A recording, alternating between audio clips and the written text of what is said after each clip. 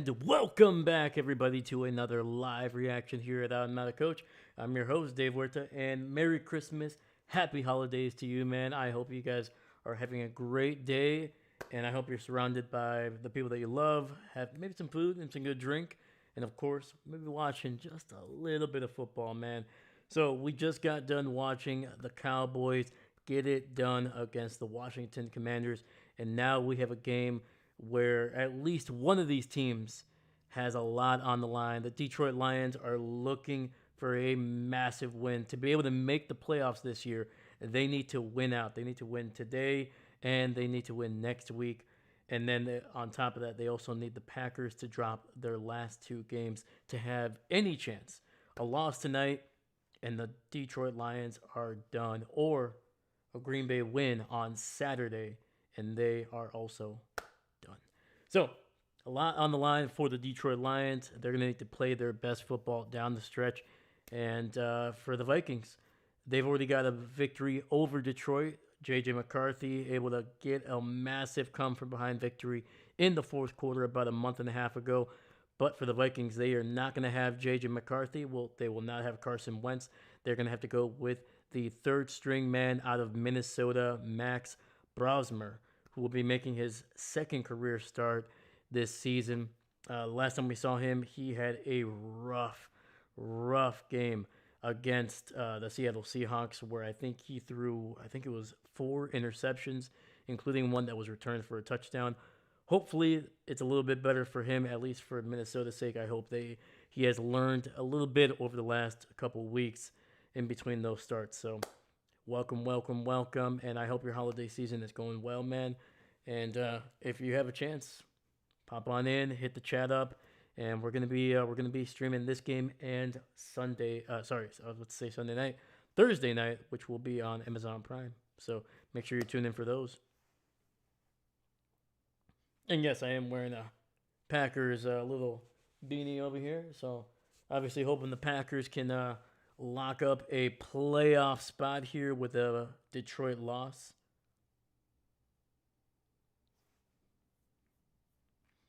All right, looks like kickoff will be starting out in about a minute or two.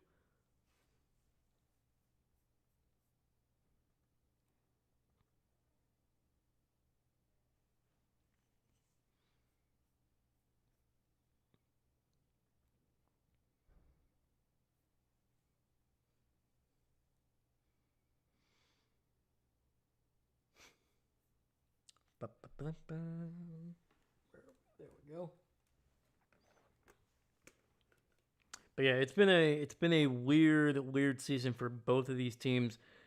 These two teams this time last year were fighting for who would be the number one team in the NFC, fighting for home field advantage throughout the playoffs. Obviously, Detroit finished, I think, with a 15-2 record, and Minnesota came up just short in that final week, losing to Detroit to determine who would be the number one seed. This year, vastly different. These two teams combined only have 15 wins, and obviously with two weeks left, man, that is a rough season. Minnesota has already been eliminated from the playoffs. They were eliminated, I think, 2 weeks ago as of today. And then for Detroit, once again, they need a win. Otherwise, their season will be over next week at the end of the regular season. So a lot to play for Detroit, and a vastly different outlook when these two teams faced each other last year for that number one seed. Weirdly enough, though, Detroit, from at least offensively, their numbers are very similar to what they had last year. Still putting up a lot of points. I think they're averaging still over 30 points. But the thing that has changed is, one, the situational football. Obviously, their defense did take a step back. A lot of that has to do with injuries. A couple, obviously, some players have left them. But their two biggest issues, I think, at least offensively, has been, one, their offensive line has been, I think, especially in the interior, significantly worse. Even though Goff has not been sacked significantly more, their running game has taken a step back, even though Jameer Gibbs has had, I believe, more explosive games and even runs at times. David Montgomery has taken a step back, but finally, I think the biggest thing has been the situational football going forward on fourth down, sometimes deep in their own territory, going forward in the red zone and not getting it. That's usually been the biggest issue. And when you're losing games by, 1, 2, 3, maybe even 4 points, those field goals that you could get early in the game have been the thing that's been kind of making the difference. And we're talking about a Detroit team that, if they get a 2 or 3 points here and there, we're not looking at an 8-7 team. We're looking at worst, 11-4, 11-5 coming into this game.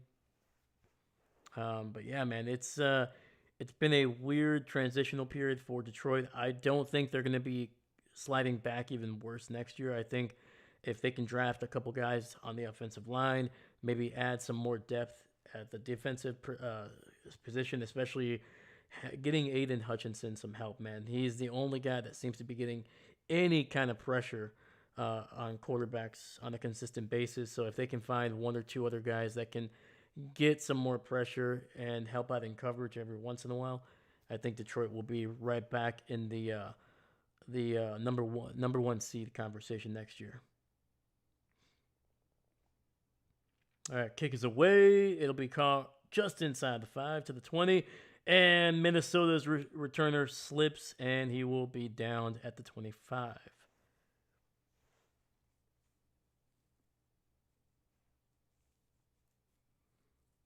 Let's go, man. We got 3 people watching on Christmas Day, man. I appreciate you guys. Happy holidays. Merry Christmas to you. If you please have an opportunity, please like and subscribe. It helps out the video, helps out the channel. It's a great free way to support me on the channel, man. All right, looks like the Minnesota returner actually is still down on the ground. Looks like he might have injured himself there. I'm just trying to see what the injury could be.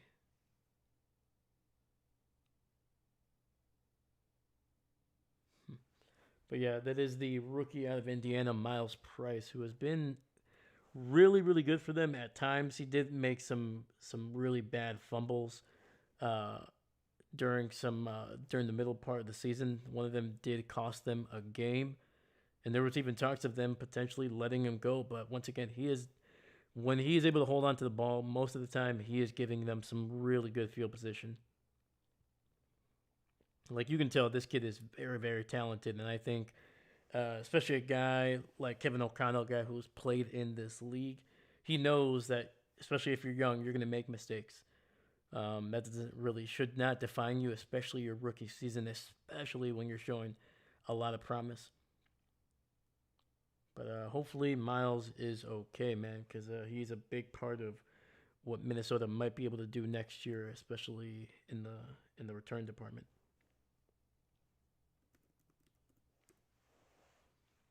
So we're going to go to a commercial break here.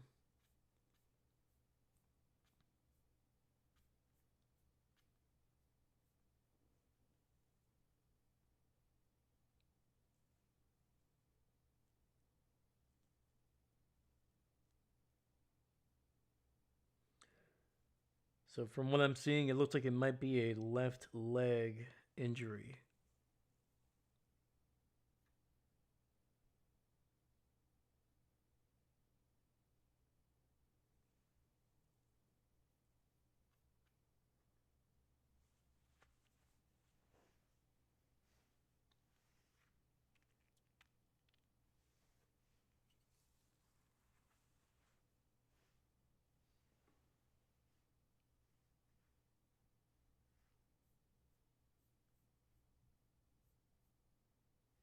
But yeah, let me know. Let me know, guys. Who are you expecting to win tonight?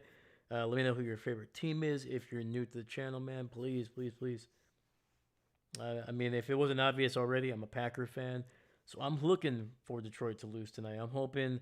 I'm a big Minnesota fan right now. All right, skull, baby, skull.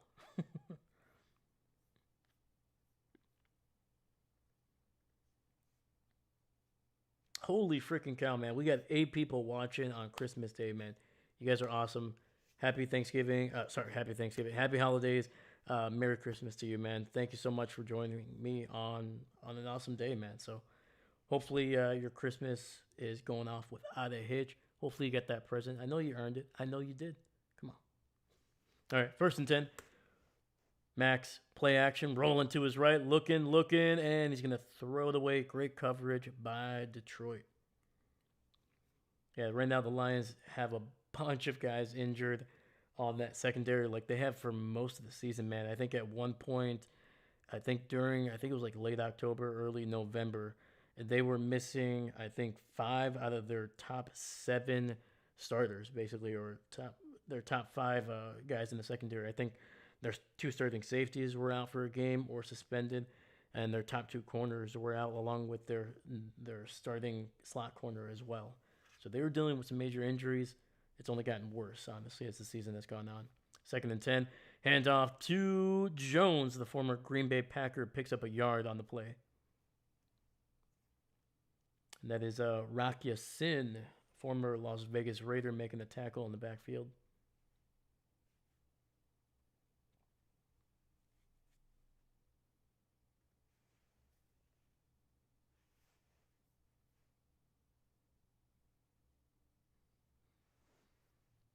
Yeah, Amik Roberts, DJ Reed are the starters for this game in the secondary, starting 2 corners. Brian Branch, obviously, has been out for the last couple of weeks with a torn Achilles. All right, 3rd and 9, ball at the 26. Brosmer sacked down, and it's going to be a quick 3-and-out for Minnesota. I believe that might have been Hutchinson. Nope, sorry. Actually, another long-haired guy. That is Anzalone, able to get free up the middle.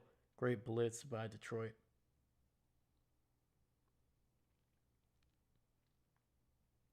And actually, I mentioned the struggles by Detroit in their interior line. Minnesota, a team that has spent a lot of money this offseason trying to kind of correct some of that. They've dealt with injuries at tackle and at guard as well. But even when their number 1 tackles and guards were healthy, they were struggling in pass pro. And the punt is going to be only returned for about 2 or 3 yards. So good coverage by Detroit.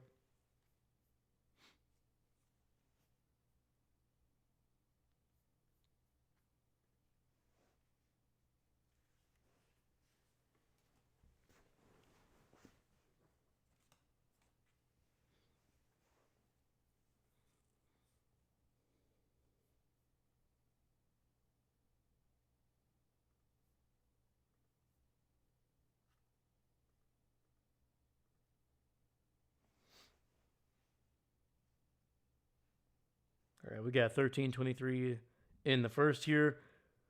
And it's going to be a quick throw to St. Brown, and he picks up about 11 and a first down. Quick throw to the right. Yeah, that was a weird play there, man. It looks like, I don't know if it was a play action run or I should say a pass run option. Because Jameer looked like he was going to be trying to take a handoff. Instead, Goff just literally took a step, turned, and threw the ball right away. All right, toss to the left. Jameer up the gut, and he gets it across the 50 down to Minnesota's 47.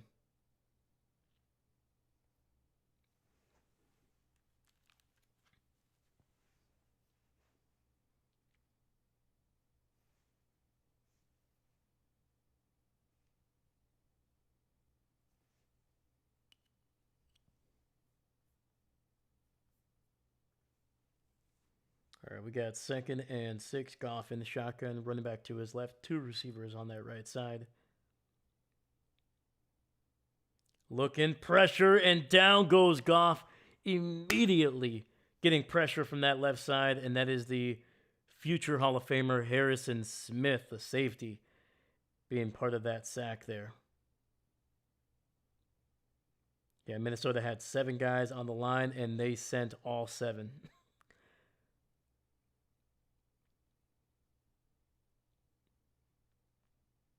That's a left tackle. Skipper just completely overwhelmed. Took the inside man, but unfortunately Goff did not sense that pressure. So five receiver set, quickly throws to the left side. Gibbs able to get it down to Minnesota's 45, but it'll be about 4th and 3 coming up. And we know Dan Campbell, he has not changed despite the issues that they have had converting on 4th down. And from the looks of it, they're going to go for it again.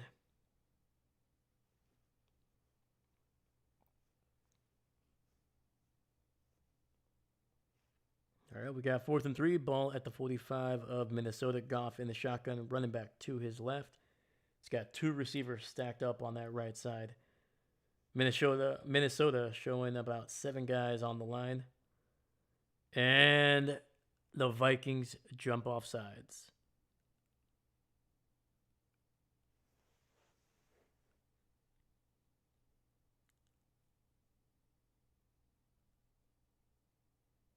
Are they going to get Detroit?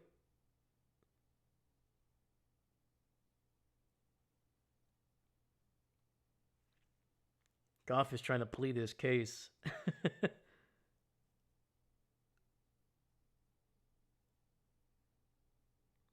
And they are. They're going to get Detroit for a false start.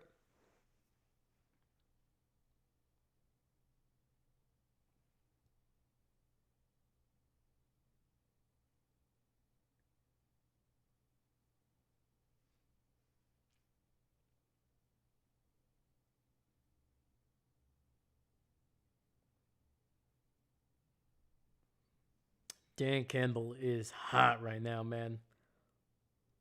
I'm not going to repeat some of the things I was able to read from his lips, but yeah, let's just say he's not too happy with the call.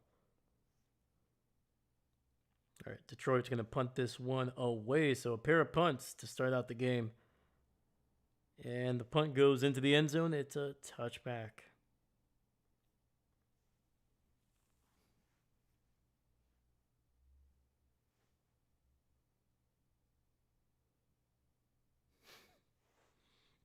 Sorry, they were just showing like 2 kids.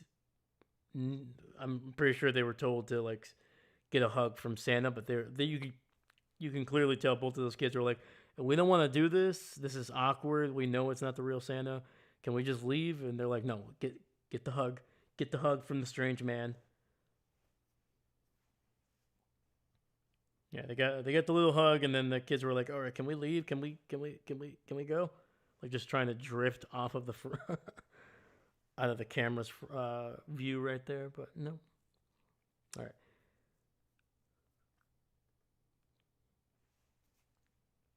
Let's freaking go, man. 7 people watching right now, man. I appreciate you guys. Thank you, thank you, thank you. Merry Christmas to you, man. Hopefully you're hanging out with some great people, man. Friends, family. I hope you're surrounded by people that you love, man. So thank you so much for joining me on this day, man. Thank you. It means a lot.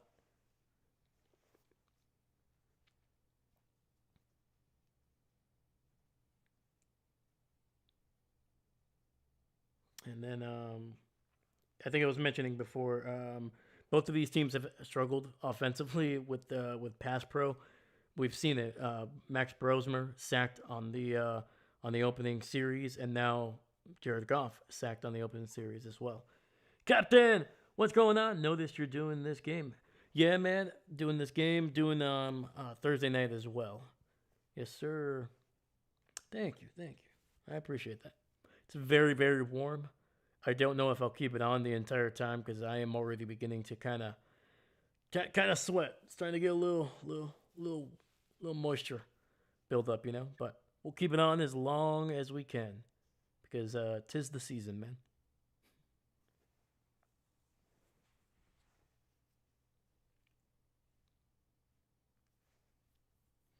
But Captain, how you doing today, man? How's your day been?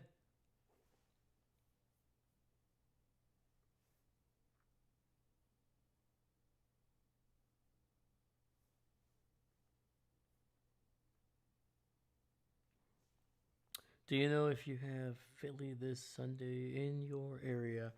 That is a good question. I think I do. Let me see here.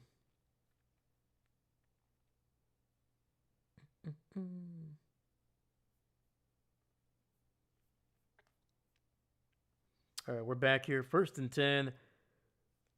Minnesota in the eye, handed off to Jones, and he's going to pick up about 2, maybe 3 on that run.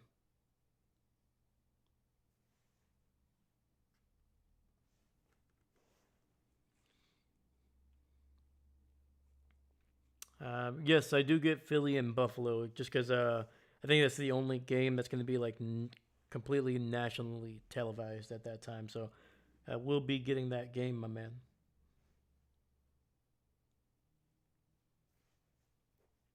Right. 2nd and 8. Fakes the handoff. Looking, pressured, rolling to his left. He's running and is going to throw that one away. So it'll be 3rd and 8, but we do have a flag on the field.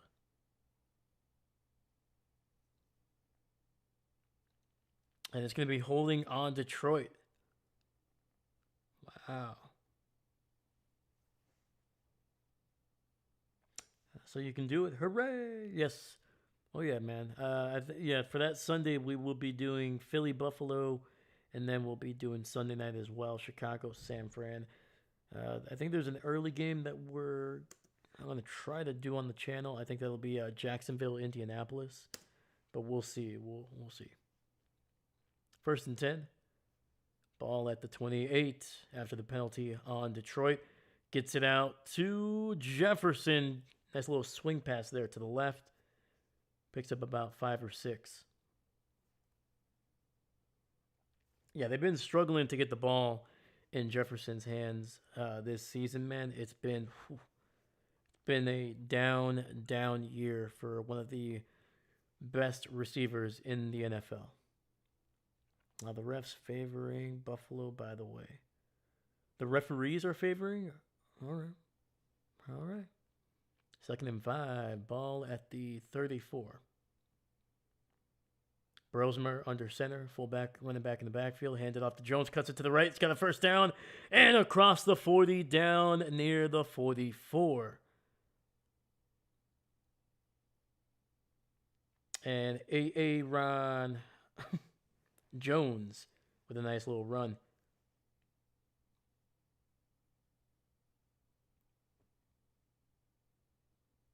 Ooh, that ball nearly got loose on Jonesy there. All right, we got 8:40 left in the first. Clock is running. 8:40 on the clock. 1st and 10, ball at the 43. Brosmer in the shotgun. Throws to the right, gets it out to Jefferson, and he's going to be very close to a 1st down. I think they're going to mark him about a yard shy.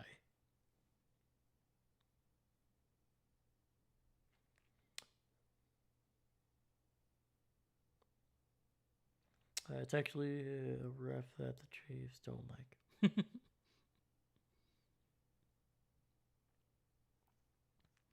Yeah, man, it's been a tough season for the Chiefs, man. It's a lot of injuries, a couple suspensions early in the season, obviously, and just some inopportunistic moments on offense that have really kind of sunk their season early. 2nd and 1, and looks like we're going to get a timeout there by Minnesota.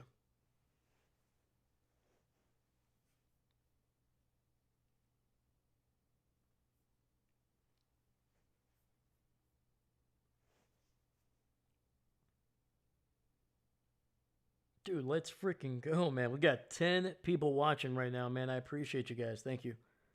Thank you. Please, if you're new to the channel, like, subscribe. It helps out the video. It helps out the channel a ton. It's a great free way to support me on the channel as well. So thank you so much. Captain Ron Tolbert, I think, is the ref. Oh, for tonight? Oh, man. Yeah, I'm not a big fan of Ron Tolbert's crew, man. Too many flags. Hand off to Jones, and he is going to be stacked up right at the line. 3rd and 1 coming up for the Vikings. It's a heck of a job there by Detroit, man. Just flying to the ball, keeping him contained, and then just bringing him down.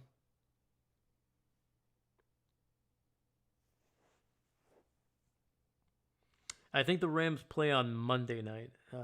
The Bears play on Sunday. Ron Tolbert doing Buffalo. Oh, gotcha. Interesting. Okay. All right, we got 3rd and 1. Brosmer looking, running to his right. He's going to pick up the first down, and he is across the 40 and goes out of bounds after picking up a first down inside Detroit territory.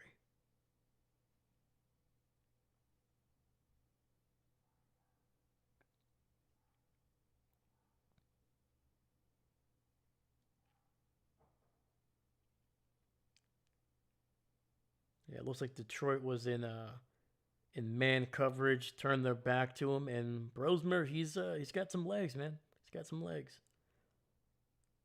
1st and 10, ball at the 37 of Detroit. Vikings in the shotgun, running back to his right. Hand off to Jones, bouncing it to the left. He's got a lane, and he will be good for about 5 yards down to the 32.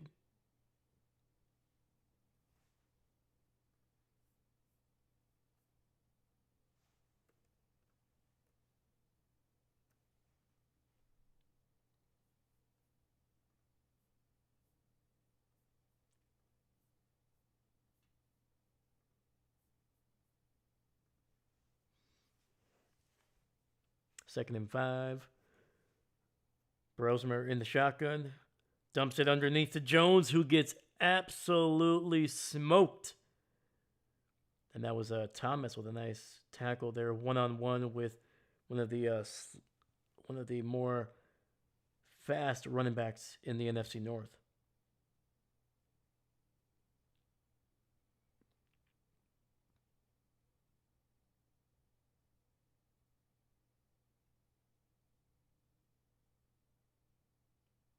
Yeah, it looks like Minnesota lost at least 3 or 4 yards on that one. All right, 3rd and 10. Brosmer in the shotgun, running back to his left. Pressure, and he goes down and does not get rid of the ball. Back at the 50, that was Hutch with a great freaking swim move there to get to the quarterback.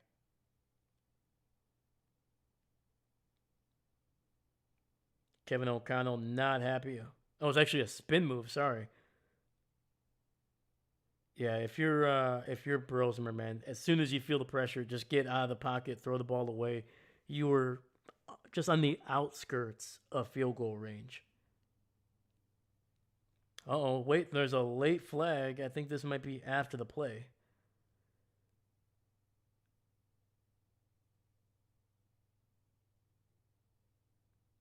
Okay, never mind. It looks like they were just picking up the flag.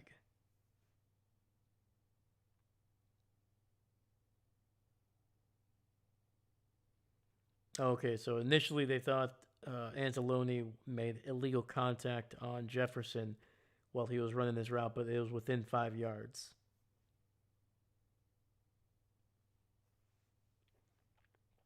Did you get your family Netflix account for this game? No, I got my own.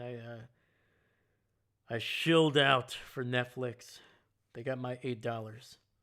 Those monsters. Yeah, no. Apparently, you can't share passwords if they're not in the same basically in the same area. So, all right, punt is away. It'll be caught inside the 10 and only gets about 2 yards on the return, but I guess it's better than nothing.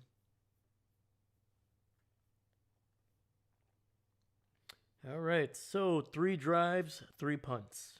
Hopefully, it gets a little bit better here. We got 4:35 left in the first.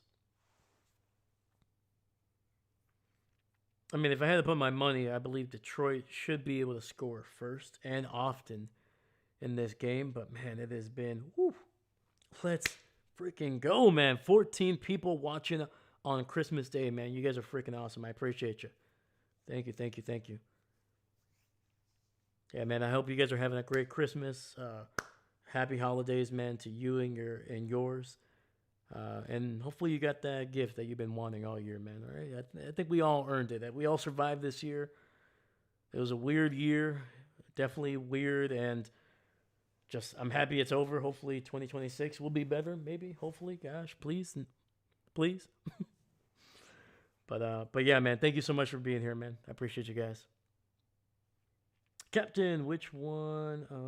1 p.m. Let me see here.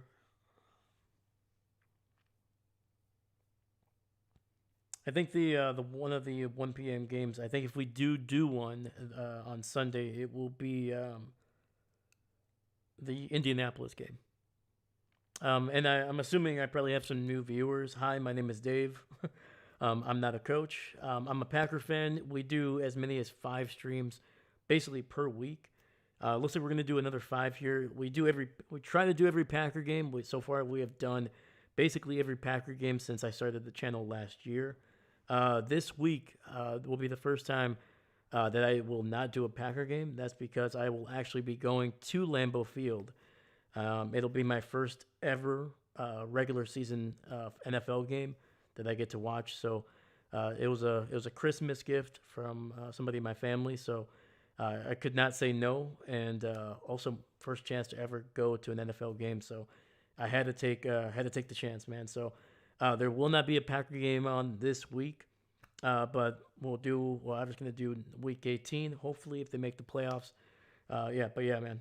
Just like last year, we'll be trying to do every single possible playoff game on the channel, and then on top of that, we're gonna keep it going, man. So if you're looking forward to something like that, please hang out, subscribe, and like the video as well. So thank you so much. And also all Bills this year. Yeah, man, we've done most of the Bills games. I think there was definitely like 5 or 6 weeks, maybe throughout the season, but Bills are a really good team. They're always put in prime time. It's gonna be a handoff to Jameer up the gut, and he picks up about 4 yards, getting across the 10.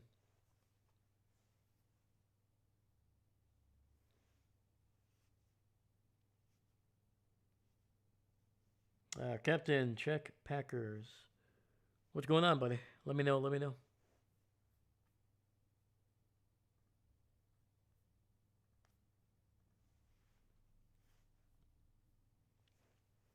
Second and 6. Ball at the 13. Goff under center.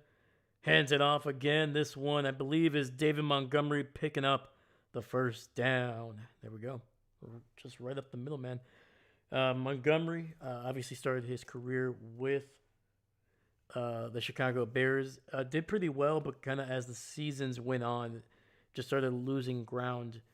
And then since he's been with Detroit, man, he's been a very strong, very, very strong number 2.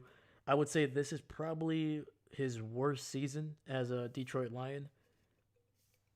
I think he went over 1,000 yards last year, or came close to it. Might have only had like 900, but this year kind of well below that pace, but has still had a couple major, major games for them.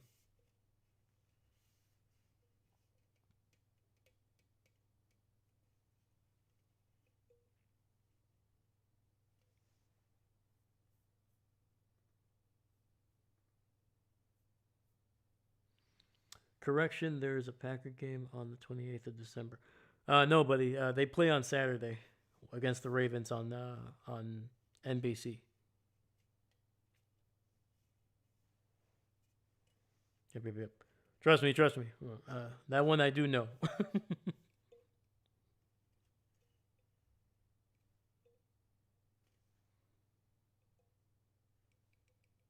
Yeah, because the 28th is a Sunday, and they're not playing on Sunday.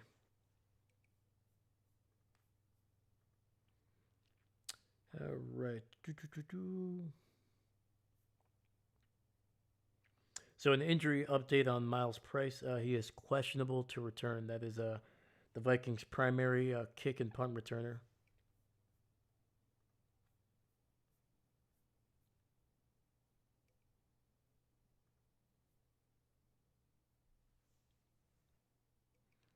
Yes, that's what I'm. Okay, gotcha. There we go.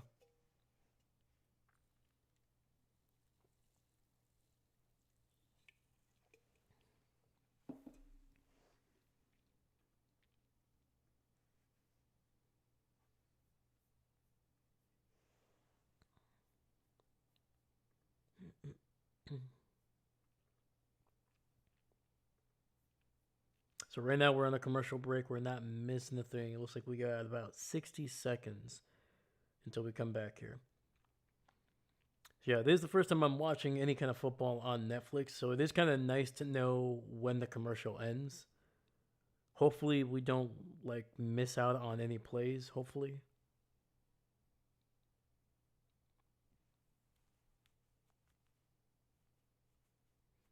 I know sometimes like NBC especially or even like CBS, they tend to get a little happy with the commercials and we kind of come into like the middle of a play when the ball's already been snapped. So hopefully that does not happen today.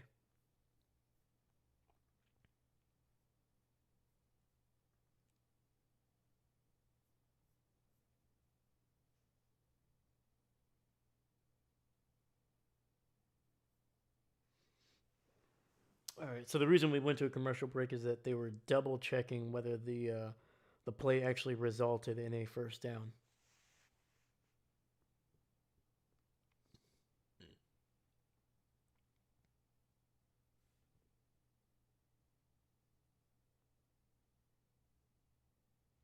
At least the Bills got a first round bye in the playoffs last Sunday. Not yet, bud, because they're still behind the Broncos and the Patriots in the seeding. Yeah, the Patriots I think still have a game ahead of them, and it's a fumble. It's recovered by Minnesota. Goff was not ready for the snap, and the first turnover of the day goes the way of the Vikings. Wow, dude. Nobody wants to freaking score in this game. They're all feeling a little too generous right now.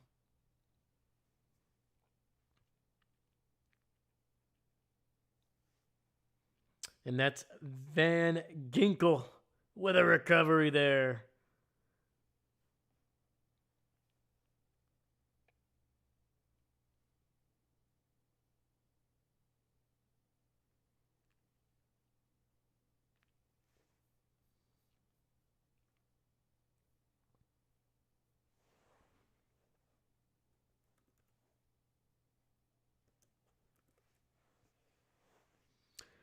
All right, we got 1st and 10. With that fumble, Minnesota gets it inside the red zone of Detroit. Ball at the 16.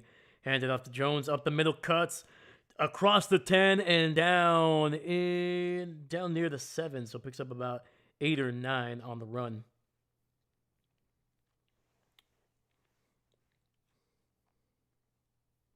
So right now, Captain, the Patriots are 12-3. The Buffalo Bills are 11-4.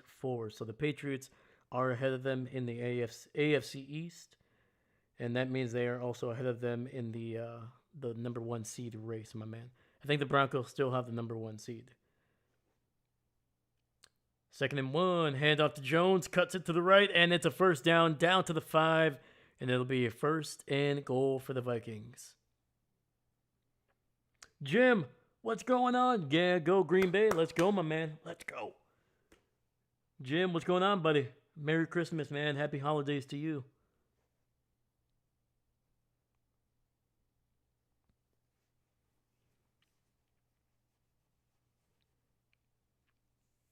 Yeah, I'm not really sure, Captain. I think if the Patriots lose and the Broncos lose, the Bills might be the number 1 seed. But I think they still need some help. 1st and goal, Brosmer in the shotgun. Throws it. Oh, throws it out of bounds there. Incomplete. 2nd and goal. David. Hi, Dave. Merry Christmas. Just stopping to say hi. Hi. David, I appreciate you, my man. Merry Christmas to you, my dude. Seastrom! Good morning. Merry Christmas. Merry Christmas to you, man. Let's go, man. We got all the people here, man. I appreciate you guys. David, Seastrom, I hope your Christmas is going well, my mans. All right, Brosmer in the shotgun, hands it off to Jones up the middle, and he gets it down to the 1. Gain of 4, 3rd and goal coming up.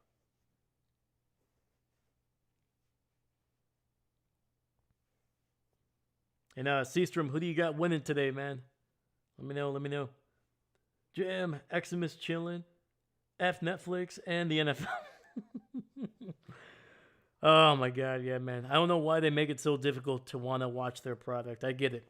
You want to make money. I 100% get that. But come on, man. Come on. I don't know. Maybe I'm complaining, because I don't want to pay for it, but I'm just like, come on. Let me see the games. But anyway, 3rd and goal, hands it off to Jones, and he gets it in! And it's the former Green Bay Packer who gets it in to the end zone. And Jonesy helping out the Packers by getting the touchdown for Minnesota. Let's freaking go. Once again, if Detroit loses tonight or today, the Green Bay Packers punch their ticket to the playoffs no matter what happens on Saturday against the Vikings. Sorry, against the Ravens. Sorry, 2 purple teams. I got confused there for a second. But let's freaking go, man. Finally, a freaking touchdown. We got 1:35 left in the first. The extra point is up and good.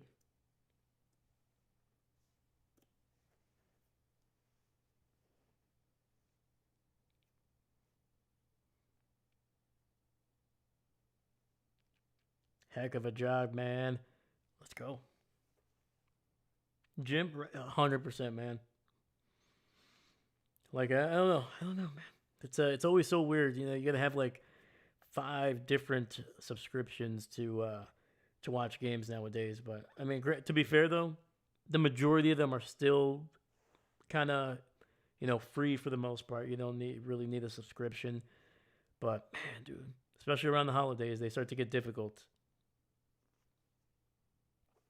TD, let's go. Heck yeah, man. I'm hoping Minnesota can tack on another 4 to 40 touchdowns tonight.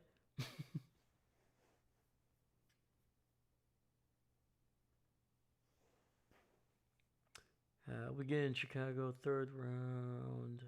Go mini. Let's go. I like it, man. Again, the Packers, yeah, man, they're dealing with some injuries, man, but I would love to get a 3rd crack at Chicago in the playoffs. Packer Nation, what's going on? What's going on? Merry Christmas, man. Let's go Vikings. Heck yeah, man. Merry Christmas to you, man. And let's hope the Packers can seal up a playoff spot here tonight. Let's go.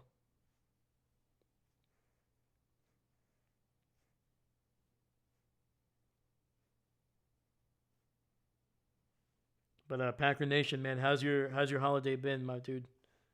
Let me know.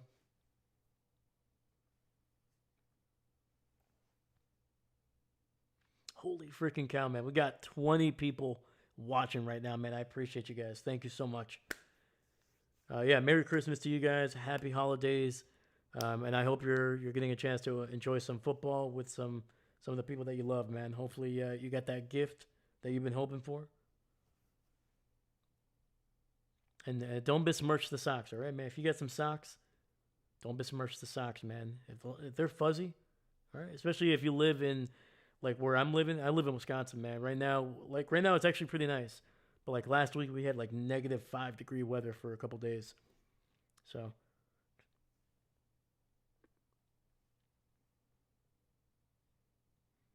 Packer Nation, Jordan Love been practicing. Let's go. Have you seen?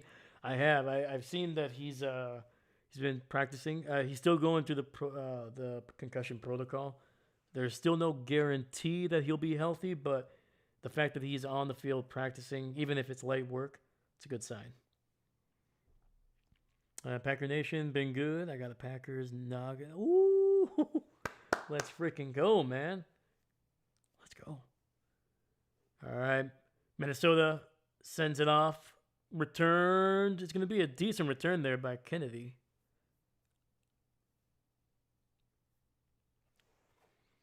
Jim, exactly, Green Bay. That's it. 20, rock on. Let's go. Heck yeah, man. Captain, why does the Packers website show 7 p.m. for Saturday when it's 8 p.m.? It's because it's Central Time, my man. Eastern Time, it's 8 p.m., but Central Time, it's 7. All right, 1st and 10, Goff. Under center, hands it off to David Montgomery, and he picks up about 2.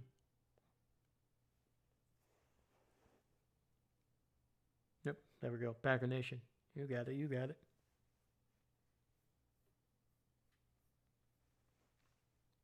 All right. We still got 110 here left in the first. So probably a couple more plays. As long as Detroit can get a first down, we'll likely head to the second quarter with them still with the ball. Packer Nation, I pray the Lions lose. Let's hope. Let's hope. All right. Hopefully Santa got my Christmas list. Goff pressured, rolling to his right. Lofts one up, and it's going to be caught by double shot of whiskey, Jamison Williams for a first down.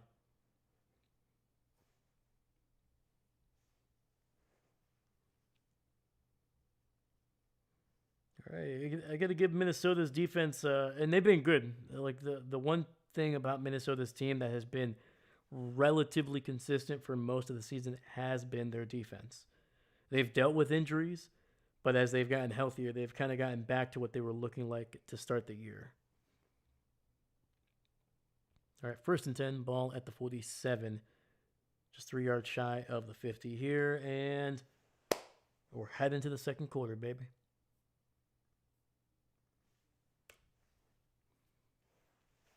Packer. Honestly, I think Packers win against Ravens without Love. The Ravens have Lamar. Yeah, it's going to be interesting because both Jordan and Lamar obviously got hurt this past week. I still haven't really heard anything with Lamar. I know Hardball said he was feeling a lot better, but we'll see. I mean, they need to win. There's no option. They can't lose any more games, otherwise they're done.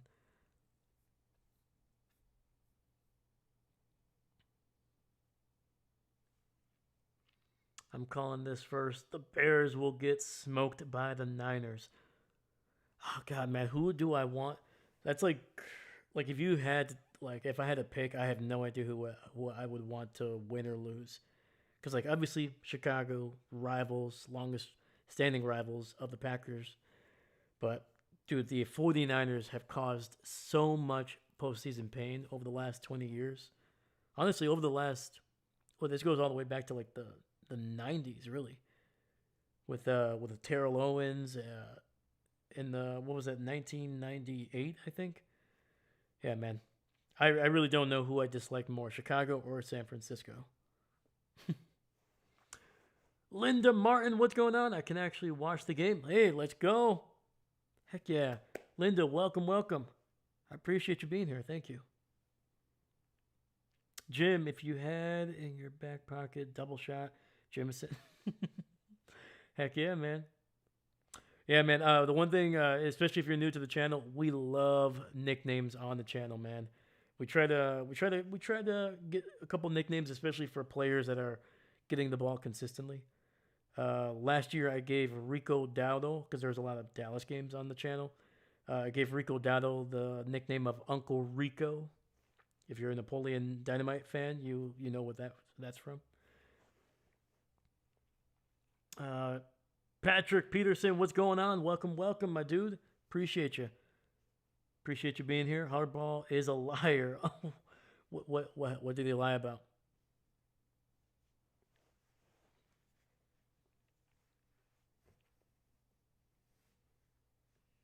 But yeah, man, double shot of whiskey, man. Jamison Williams.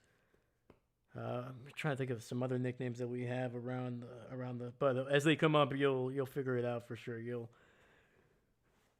But yeah, if you got some good nicknames for some players, man, drop them in the chat, man. I will definitely, if that's okay with you, I will definitely use them.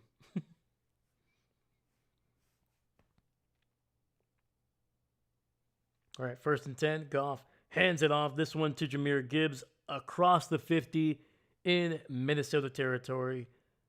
Let's go down near the 49.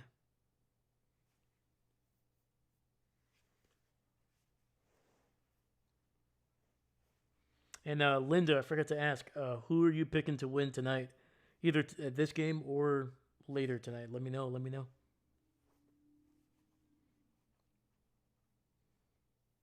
And Patrick, same question to you, my man. Who are you picking to win? Detroit or Minnesota? And then who do you have tonight? Second and 6. Looks like Jameer gets another carry, and it's a fumble. It's fumbled, and it's recovered by Minnesota again. Dude, Detroit does not want to go to the playoffs. They're like, we've been there before. We didn't really like it. We didn't really do so well, so we're gonna call it a season early.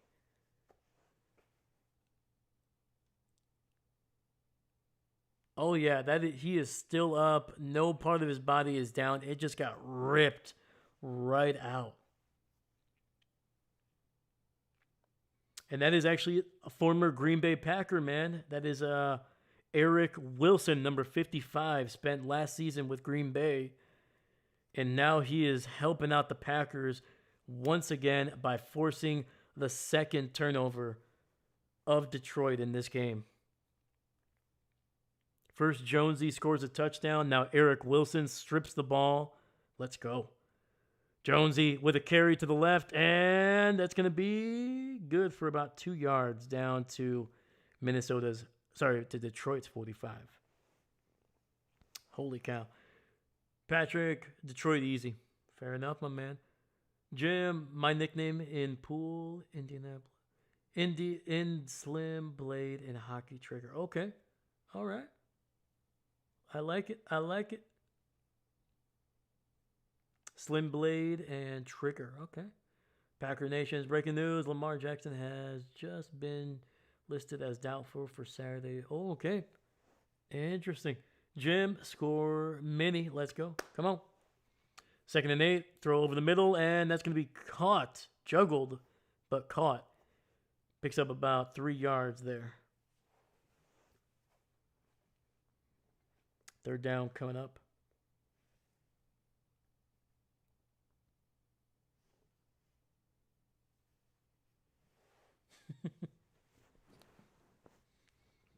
All right, so we got 13:05 here left in the second quarter.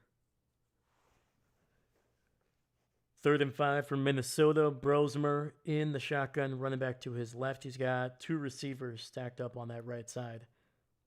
Ball at the 42. Oh, and I think they're going to get Minnesota for a false start here. It's going to cost them 5 yards. Packer Nation, double check that when you can. Will do, my man. So, yeah.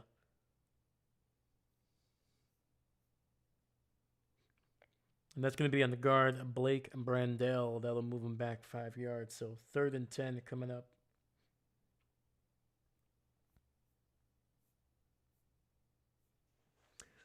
So this is 1 day ago. Right now there's ESPN. This is ESPN. They are saying that he is questionable. So we shall see. We shall see. All right. 3rd and 10. Brosmer in the shotgun, running back to his left. And I think they're going to get Minnesota again. Moving too early. That will move him back again. So what was a 3rd and 5 inside Detroit territory has now turned into 3rd and 15 on their own side of the field. Patrick, remember Campbell 2 years ago? We may never have this opportunity again. He was right. Damn, they have so much talent to be the middle of the 100%. 100%. I got the notification on my phone just now. Okay. Oh, okay. Might have to get that update here from Adam Schefter. Brosmer pressure. Down he goes for a sack. Back at the 42. And that is Hutch getting his 2nd sack of the day. So the Vikings unable to take advantage of the fumble.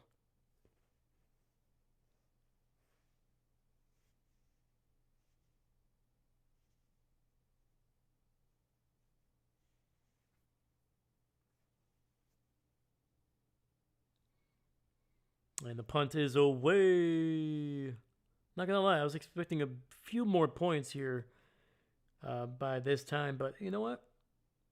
To see both teams beat each other up while the Packers can just sit back and relax a little bit, it's kind of nice. Kind of nice. All right, the punt goes out the back of the end zone, so it'll be a touchback. Detroit's going to get the ball right around their 20. Holy cow, man. We got 24 people watching on a Christmas day, man. I appreciate you guys. Thank you. Thank you, thank you, thank you. First off, welcome. My name is Dave. I'm not a coach. I'm a Packer fan, if you couldn't tell. But yeah, man, thank you so much for being here. I appreciate you guys. Happy holidays to you. Merry Christmas. Hope you guys are having a great time. And if you get a chance, hit up the chat. Let me know who you're picking to win this game later today. And then give me your favorite team, man. Who do you root for? Who do you root for, man?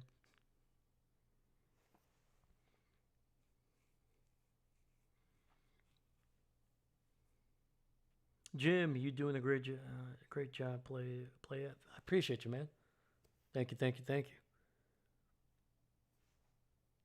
And Jim, I don't think have I asked you yet. Who's your team, my man? Are you a Packer fan or who you go? Who do you root for?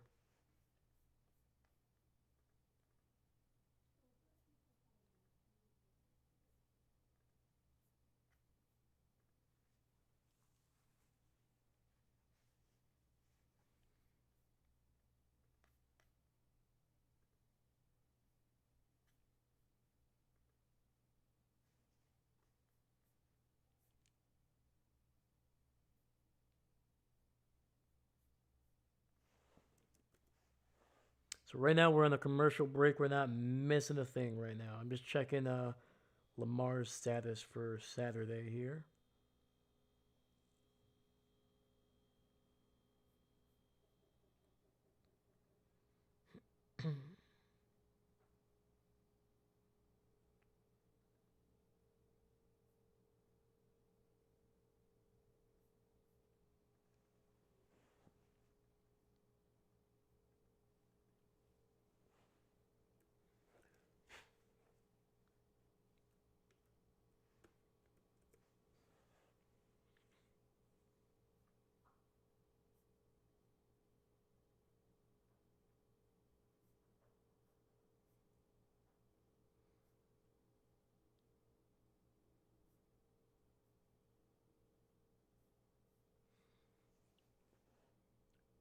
Packers, my brother. Let's go. Let's go. Heck yeah, man. See, man. See, Jim. I knew there was a connection right away, man. Right away. All right, we got 1st and 10. Goff under center. Oh, bumps into David Montgomery in the backfield, and he gets hit. Sacked in the backfield, and woo! Van Ginkel getting a sack here. He already has the fumble recovery on the previous drive. And right now, dude, Detroit and Minnesota's offenses are just completely out of sorts. Yeah, Goff nearly lost the ball there, man. Van Ginkel was swatting at that ball. 5 sacks already in this game between these two teams. 2nd and 16, back at the 14. Goff in the shotgun, takes the snap, throws over the middle, and that's going to be incomplete. Trying to get it to Jahmyr Gibbs in double coverage there. Emmanuel, what's going on? Snoop Dogg? Yeah, aren't they doing like a isn't Snoop doing like a halftime show? I don't know if it's this game or if it was the last game. I'm not sure. Patrick, Green Bay needs to kick the crap out of the Ravens, put them out of their misery. Oof. I mean, man, dude. It would be nice to see the Ravens go head-to-head with the Steelers for that division. And Goff has time, finds Tesla over the middle, and it's going to be a big first down on 3rd and 16. There we go, man. Finally, something out of this Detroit offense.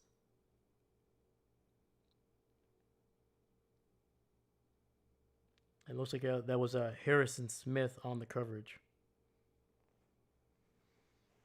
But yeah, like, don't be wrong. I want Green Bay to win because we can't afford to lose. But it would be kind of cool to see if the Ravens can force a like a winner go home against the Steelers in Week 18. It's gonna be a run, Gibbs, and he is brought down after just a gain of 1.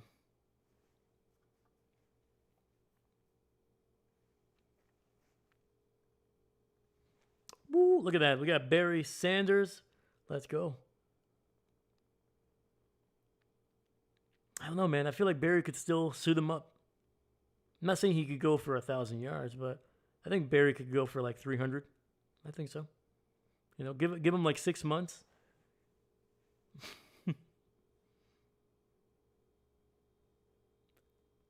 Second and 9. Goff, quick throw to the outside, and that's going to be batted right at the line. Third and 9 coming up, trying to get it to a double shot of whiskey on the left side there. Patrick, great job so far, dude. Others yell, carry on, scream, and never tell us the score. No, man, I try to keep the noise to a minimum. Usually, you know, if it's a big play, I'm sorry, I do get excited. Trust me, it's not acting. I do really get excited about every single big play against. It could be freaking Chicago, and I'll be like, holy crap. So, but yeah, I try to not yell too much. Third and 9. Goff looking, pressured, throws it over the middle, gets a first down, and they're going to be in Minnesota territory. That is to Amon-Ra St. Brown.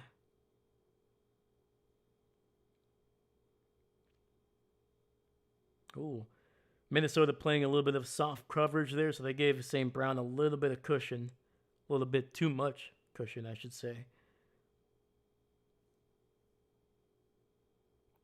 Yeah, so for the second time, toss to the right. Gibbs with some room, breaks the tackle, keeps it going, and he's going to pick up 9 yards, and they are going to be well within field goal range here. But what I was going to say before is that is the second time Detroit was able to convert on a 3rd and long on this drive.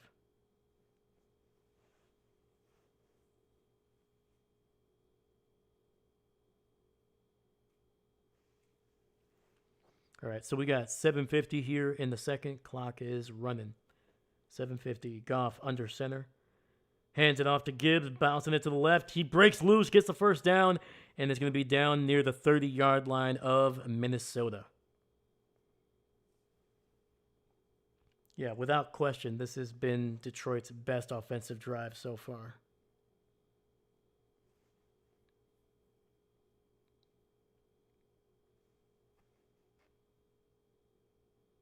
Holy freaking cow, man. We got 34 people watching right now. You guys are awesome. Thank you.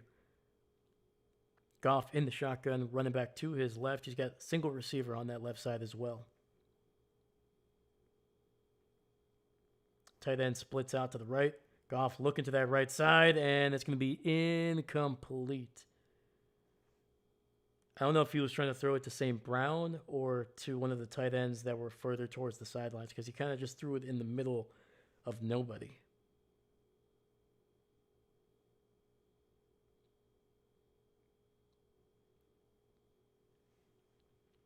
All right, the clock is stopped at 6:59 here, 6:59 in the second quarter. 2nd and 10, Goff under center, single back in the backfield. St. Brown in motion. Play action, throws to the left. St. Brown trying to make a man miss, cannot, and is going to lose 5 yards in the backfield. That's a heck of a play there by Minnesota's defense, man. That is, once again, Harrison Smith, man, the future Hall of Famer making a play. Patrick Gibbs is awesome. I can't for the life of me figure out how the hell Pittsburgh shut him down for 4 quarters. It's true, man. Like he's a guy that, especially when he can get a little bit momentum, he's very hard to bring down. And 3rd and 5, Goff in the shotgun, running back to his right. 3 receivers on that right side as well. Pressure, rolling to his right, and he gets out of a sack, throws it down the field, finds St. Brown inside the 15, down to the 12. How the heck did Jared Goff not only get out of a sack, but find somebody open down the field, man. Minnesota only sent 5. Amon Ra finding the coverage. Sorry, finding the soft spot in the zone there. All right, man. That's the 3rd time Detroit has been able to convert on 3rd and long. All right, 1st and 10, ball at the 12. Goff under center, hands it off to Gibbs on the right side, and he is going to be stopped after a gain of 2.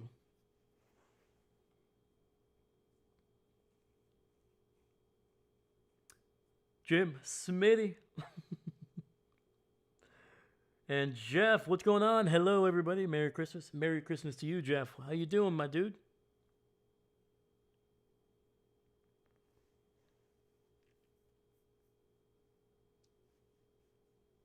Dude, the chat is popping off today, man. I love it.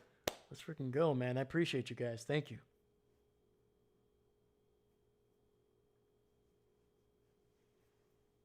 Jeff, who you picking to win this game, man? Let me know. Let me know. And let me know who your favorite team is as well, my dude. And we got a Detroit player down on the ground. It looks like Penei Sewell is hurt here. I'm trying to see.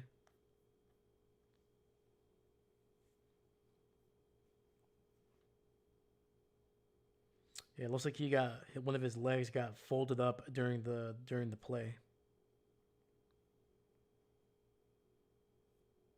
Dang, that sucks, man. You never want to see injuries, man. I don't care if you hate the team or not, man. That's just not how. It's not never how you want to win the game or see somebody go down, man. Captain, highest viewed stream, right? I don't know, man. We'll see, but we're getting close, man. Like, yeah, this is freaking awesome, man. I appreciate you guys. Thank you so much. Definitely was not expecting this on Christmas Day, man. But thank you so much.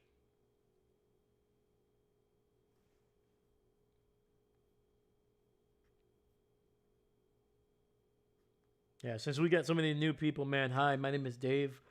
We do as many as 5 streams every single week, man. We try to do every primetime game, every Packer game. This week we will not be doing a Packer game because I'm actually going to be going to my first ever NFL regular season game on Saturday. So there won't be a Packer game, but I'm going to try to get some videos out to you guys when I come back from that game. So I'll try to record maybe a couple plays. Maybe hopefully I can show those on YouTube. I'm pretty sure I can. But yeah, I'm going to try to get something for you guys just to kind of show like what I experienced during that game. So hopefully you guys stick around for that. Jeff, what's going on? Nothing. Want to enjoy football while I'm watching A Christmas Story? Heck yeah. Hey, man, better be careful, man. You might shoot your eye out. But I'm picking the Lions. But my other favorite NFL team are the 49ers, Bills, Jets, Giants, Bears, Saints, Browns, Steelers, and Colts. Holy cow. Wow. Okay, I like it. I like it. It hurts because I feel like I don't like half of those teams. But you know what? I respect him, my man. You gotta love who you love, man. Yeah, I'm a Packer fan. If you could not tell. But yeah, like to me, I also have my AFC teams. You know, Bills are always a team that I kind of root for. I hope that at some point in their history they win a Super Bowl. I feel like that franchise has done a lot of good for charity wise, so hopefully they can get a chance. Dahlia, what's going on? Merry Christmas. Merry Christmas, Dahlia. Jeff is doing Bills on Sunday. We should be doing Bills. Yes. All right, 2nd and 8. Ball just inside the 10. Gibbs up the middle, and he is going to be stopped up after a gain of about 2. And Jim, enjoy the game. Sweet. Thank you, my man. Heck yeah, man. Thank you, man. Hopefully the Packers can get a win. Let's go.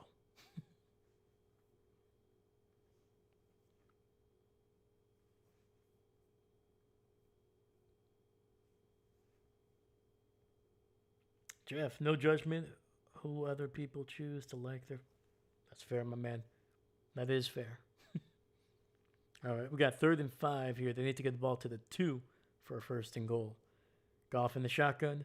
Looking, throws over the middle. He finds his man. St. Brown got very close. We'll see where they spot the ball here, because it's going to be it has to be within a yard, man. We'll see. I think either way, Dan Campbell's going to be going for it. I think he's going to be about half a yard shy here. I didn't see him cross the 2-yard line.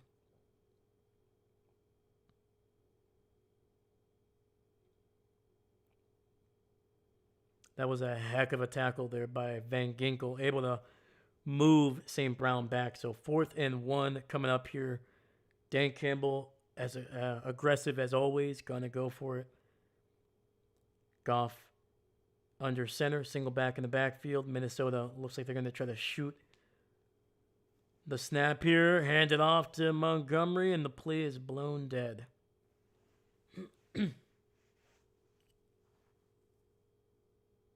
There's a flag here.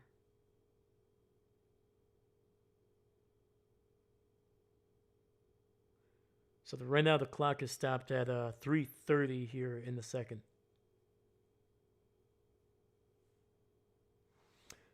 Captain, let's hope Allen doesn't need x-rays again this game. Yeah, he was, he dealt with a foot injury, right? Or like an ankle the last game. Yeah, Josh is he's a tough dude, man. He's also just a massive human being.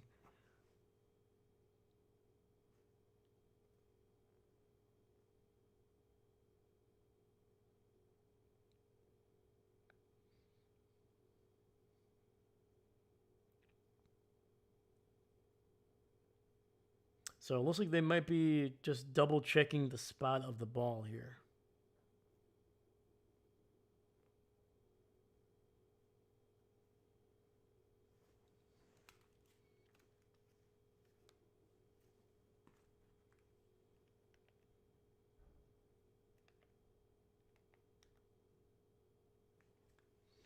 All right, so we're back here. 4th and short coming up. Goff under center. Tight end, running back in the backfield. Hands it off. David bouncing it to the right side. He's going to pick up the 1st down, I think. I think they're going to give it to him. Woo! That is close, man. That is going to be very, very close. Holy cow, man. The chat's blowing up. I like it. Jeff, lots of other chats are doing the Eagles and Bills this Sunday. All right. Heck yeah, man. Yes, I think it's one of the few that's going to be showing all across the United States at least. Captain, he's okay, though. He didn't get hurt. That's good. That's good. And, yeah, I think David Montgomery just got to the 2, man. So it's going to be 1st and goal coming up.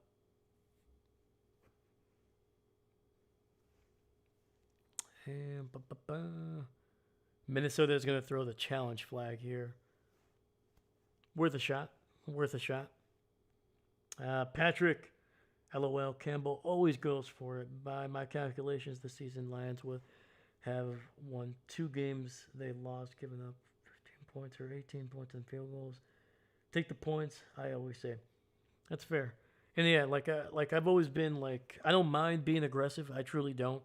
Like sometimes it makes sense, especially if if you're a team that's been having a lot of success in like 3rd and short situations. I say, hey, go for it, you know.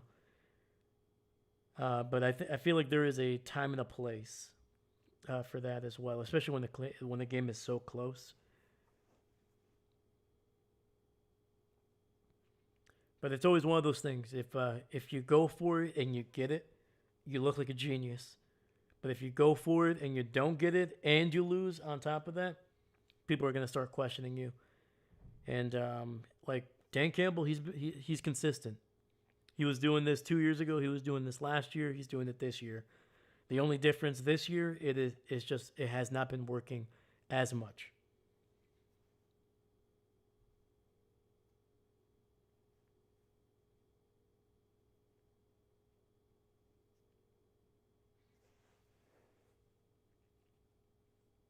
Captain Allen didn't get hurt on his foot. He'll be good to play for Sunday. Okay, right on. Right on, right on. All right, so we are on a commercial break. We're not missing a thing right now, but I believe it's going to be first and goal. Minnesota did challenge this, so we'll see.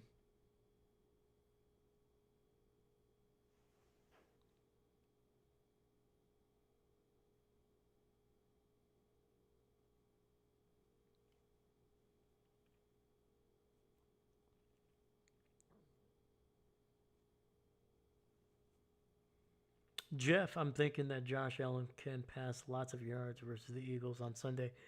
Yeah, man, the Eagles, their secondary has not been as good as they were last year, and they've been dealing with some injuries as well. I think Mitchell, I think he's still out for them, right? From what I remember, at least he's been out the last couple weeks. All right, we're back. First and goal from the 2. Handoff to Montgomery, and he is stacked up. Might have actually lost half a yard there. So we got second and goal coming up for Detroit. And I got to take... Minnesota lost the challenge there, so they're down to just 1.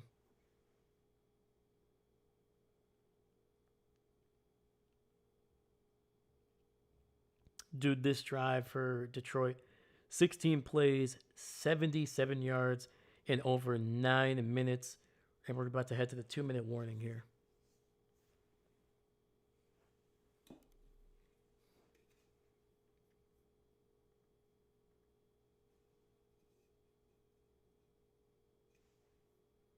Dude, let's freaking go, man. We got 33 people watching right now. You guys are freaking awesome, man. Thank you so much. Merry Christmas. Happy holidays to you, man. I hope everybody's having a great time with some of the people that you love. Hopefully you got that gift that you needed, all right? Don't get mad if you get some cleaning supplies, all right? We all got to clean up after ourselves, all right? All right, you'll use that Windex. Yes, you will. Come on. You know you will. Come on. But yeah, man, please, if you're new to the channel, like the video, subscribe if you haven't. It's a great free way to support me, man, and it helps out the video a ton. So thank you, thank you.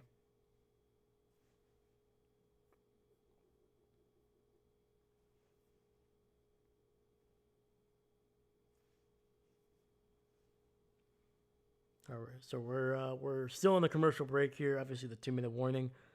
The NFL loves to get a commercial break before the 2-minute warning. That way they can kind of double dip.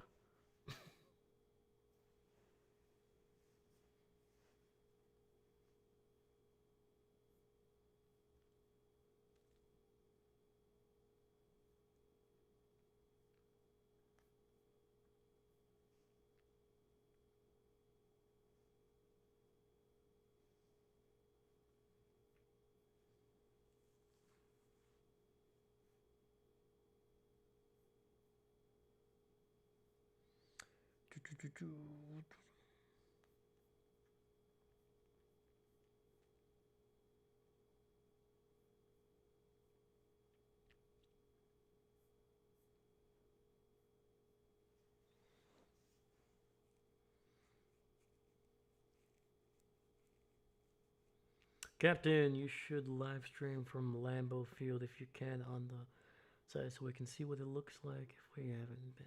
Oh, that's fair. That is fair, man. Look at that Snoop Dogg. Is that like a claymation Snoop Dogg right there? But yeah, man.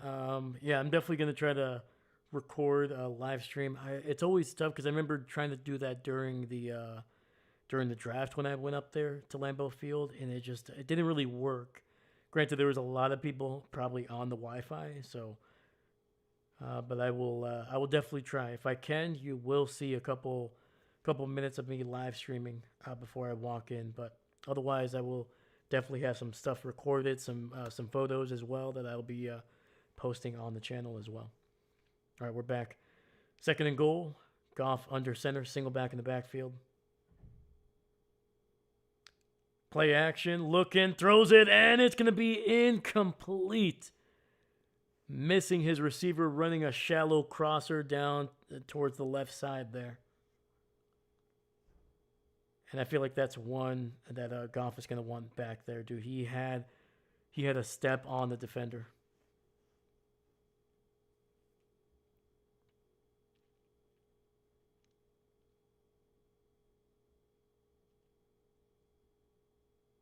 As that was Giovanni Ricci who was the intended target. All right. 3rd and goal, ball at the 2.5-yard line. Handoff. Montgomery stacked up behind the line and loses a yard. And it is now 4th and goal here. Dude, Detroit has no push. No push on the offensive line, man. They're just getting pushed back.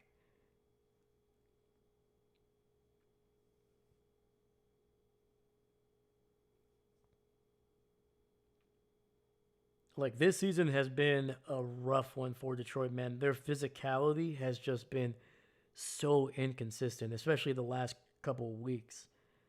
They've looked like a team that is just doesn't play as physically as they used to the last couple seasons. Captain, sorry, I went to do a test live stream. Didn't hear you respond to what you said. I said, yeah, I will definitely try, my man. Definitely try. If I can live stream for a couple minutes, I definitely will.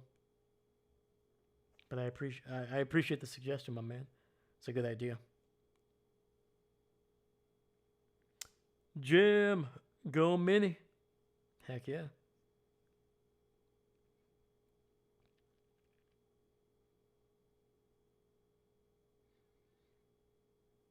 All right, dude. Detroit going for it here inside the 5. They're not going to want to take the field goal. We got 1:10 left in the second quarter. 1:10.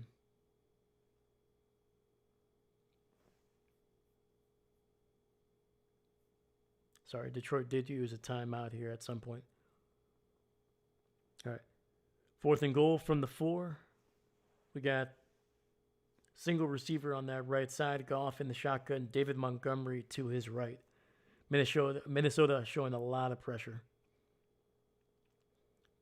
Throws it over the middle, and it's caught. Touchdown, Detroit. And Tesla catches it, but he looks like he might have got the wind knocked out of him by landing on his back there. I think he held on to it just long enough for it to be a touchdown, but that is a freaking gamble by Detroit, and it paid off here.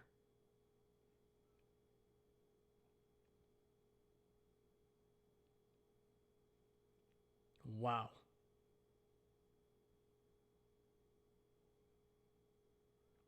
And the rookie receiver, man, coming up big.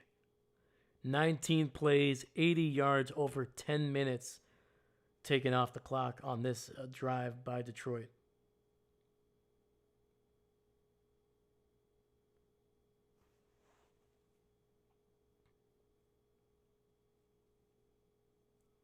Captain, the only thing is with mobile streams, when you want to end, press the X button. It's fair.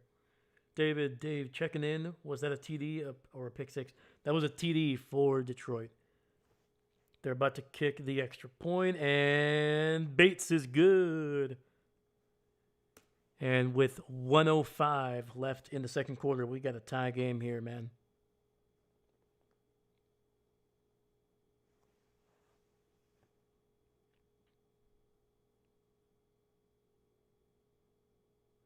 David, the minute one. Yes, sir. Captain, I don't know if Prater back this week. For the Bills, we'll see. We shall see. Jim, boo! Boo! Let's get the ghost in the chat, man.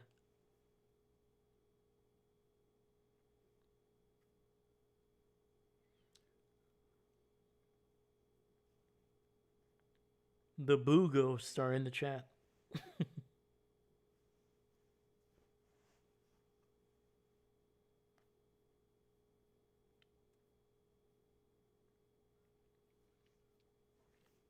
Patrick, Vikings made them work way too hard for that TD.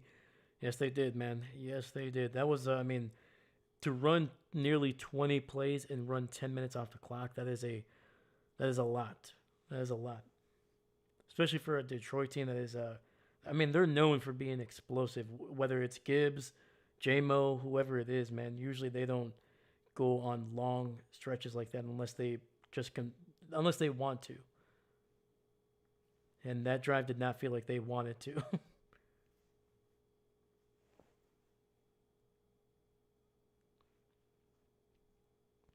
And the kick is going to be down in the end zone, so a touchback for Minnesota.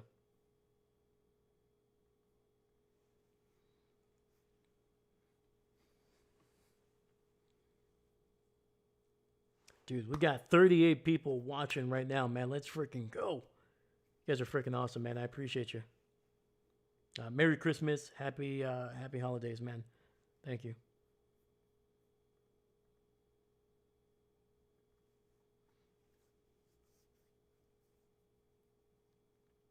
All right, forward receiver set here for Minnesota. Brosmer in the shotgun.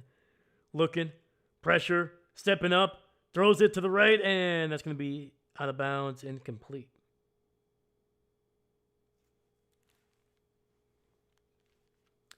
And we do have a flag here. 59 seconds left.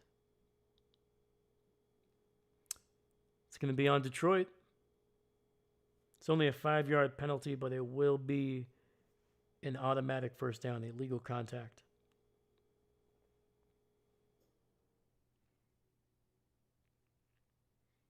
Patrick, I wonder who will be Vikings QB will be, next season. That's going to be a good question, man. I do feel like Minnesota is going to have to invest in the quarterback. I don't think they're done with J.J. McCarthy, but I would not be surprised if they picked a quarterback in day 3.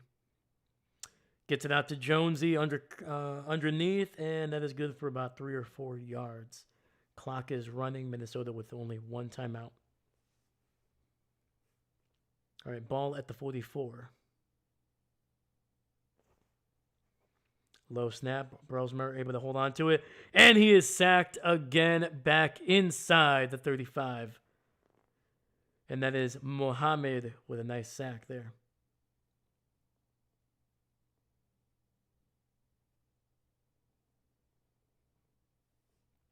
Man, dude, all these sacks, man. These guys really just want to give hugs out on Christmas, huh, man? You know, you got Hutchinson, you got Muhammad, you got Van Ginkel. Everybody wants a hug. Everybody wants to hug the quarterback on Christmas Day. They're like, come here, big fella. Ah.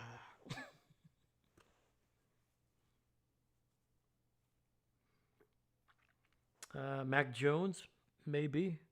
I don't know, man. If I'm San Francisco, I will not let Mac Jones leave the building. I'm giving him, I'll be like, hey, man, be our backup. We'll pay you $8 to $10 million a year, 2-year contract.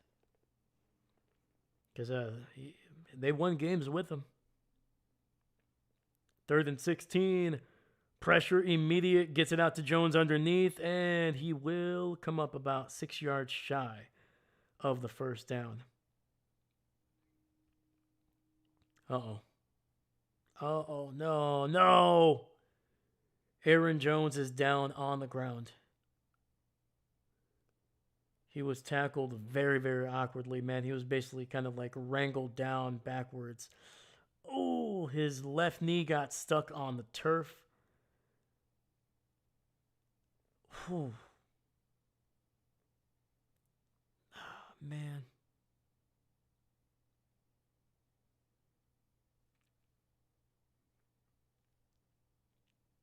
And like if you're a Packer fan or if you saw Aaron Jones play a lot, man, you know how great of a guy he is, man. Like how much respect he has around the league. The good news is he is walking off the field, but he's definitely favoring that right leg.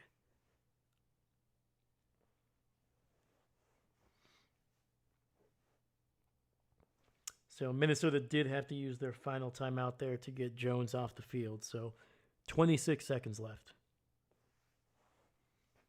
It is 4th and 6, and they're going to be punting this one back to Detroit. Patrick True, 49ers won't let him go on the cheap. No, definitely not. Unless he wants like 15 million, I would be very surprised if he doesn't stay with the 49ers for at least another year, at least.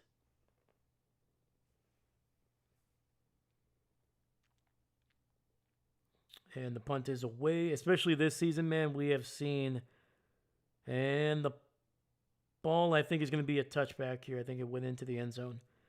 But especially this year, man, we have seen so many starting quarterbacks go down for extended time, whether it was a game or two or even months.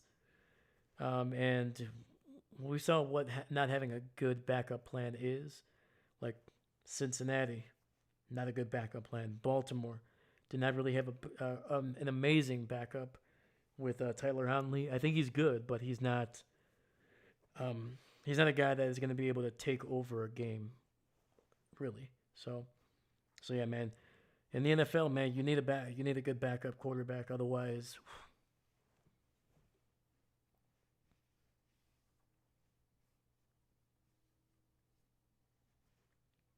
all right. 1st and 10, ball at the 20. Goff in the shotgun, running back to his left.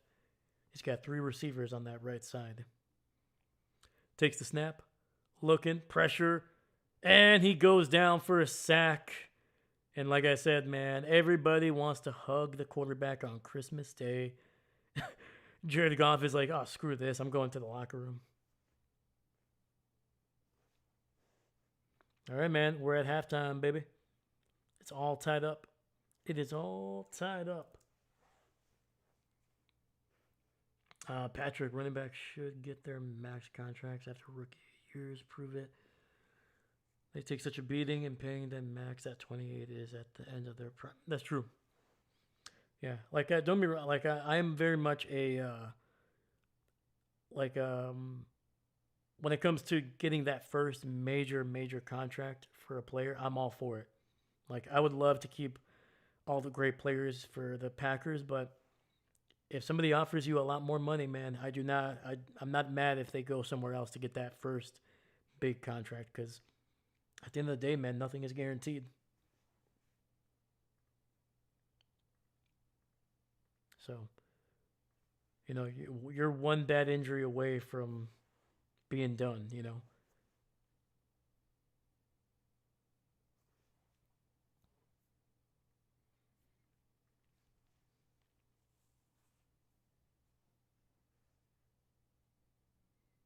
Yeah, I don't think the NFL would ever want to go towards that.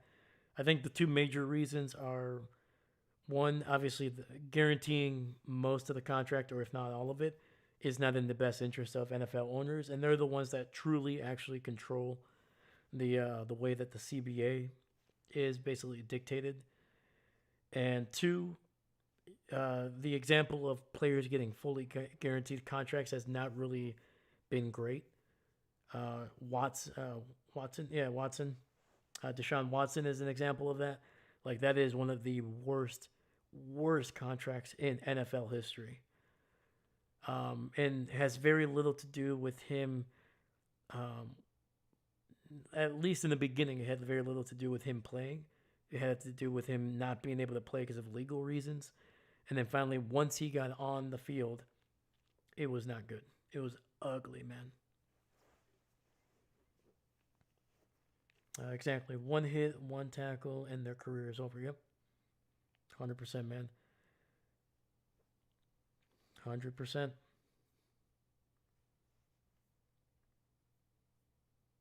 All right, baby. We are currently at halftime, so let's quickly look around the league at some of the scores that we have gone through. There's only been one previous game so far, so it'll be pretty quick. We'll look at some of the stats here for this game, and then I'll kind of talk about what I've seen so far from each team and what they need to do in the second half to potentially get the win. And we'll see. But don't worry, I'll still be looking at the chat. We'll still be discussing that as well. But, Patrick Watson's contract was insane, and they all followed the insanity.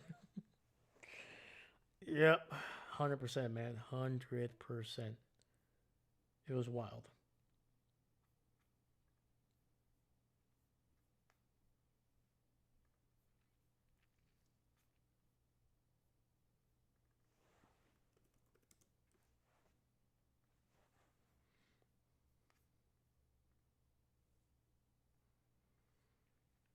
All right.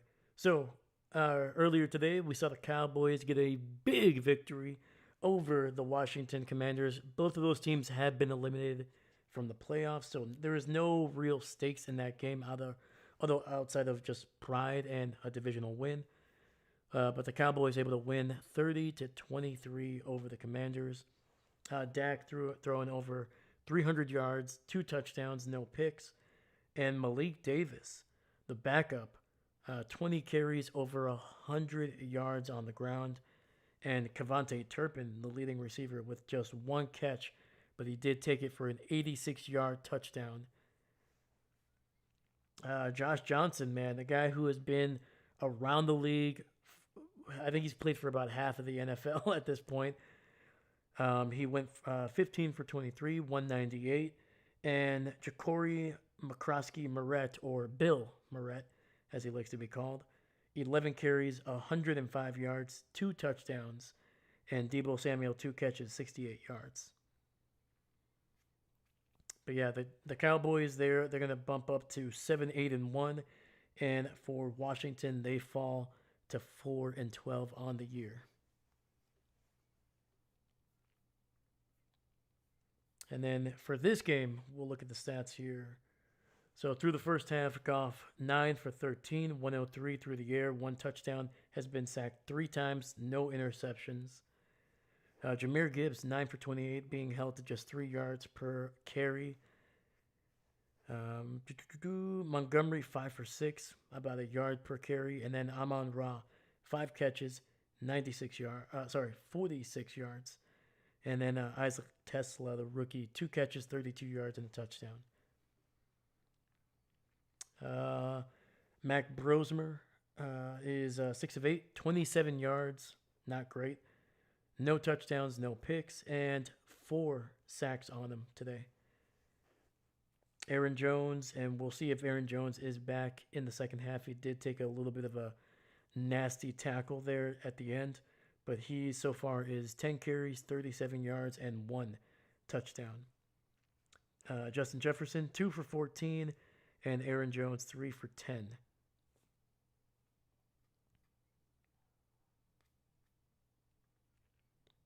All right, so very quickly, just giving my opinion on the first half. So both of these teams don't seem to really want to hold on to the ball, especially Detroit. I feel like the biggest issue for the Vikings is that their stops have just been ineffective offense for the most part. When they run the ball with Jones, he's been finding some room, but that's kind of it. There's been no threat of the passing game. Like I said, 6 for 8 for 27 yards. That's it for Minnesota through the air. If that's all they're going to be able to do, then they're just going to really be keying in on the running game for Minnesota. So that's something that they're gonna have to be a threat in the second half in the passing game if they want to keep Detroit honest defensively. If they don't, I do see Detroit coming away with a win because I do believe that they are the more effective team on offense. I think they have the better running backs. I believe they have the better quarterback playing right now. And on top of that, I think their defense is about as good as as Minnesota's is right now. So, so Minnesota is going to have to do something in their passing game, and they're going to have to continue to be able to run the ball potentially a little bit more effectively. And they're going to have to hold on to the ball, man. Otherwise, Detroit is going to be just able to eat away at the clock in this game. So, and finally for Detroit, their biggest issue in the first half, I think, was turnovers. Were they playing great on offense? No, even without the turnovers, you could tell that there's definitely not that much physicality in their running game, and that can be something that they can definitely overcome with a couple big plays in the passing game. But as long as they can keep the ball and not turn it over, I do believe that they will get a win over Minnesota. Because right now, the Vikings just show no signs of being an actual threat to score more than the points that they really have at this point.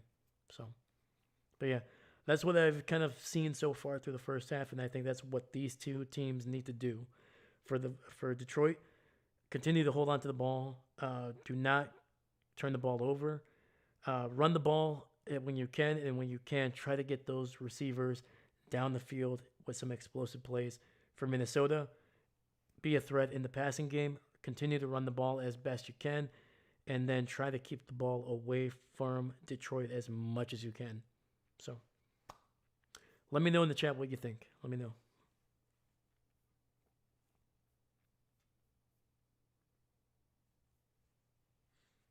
All right, looks like we're watching Snoop's halftime show here. Let's go.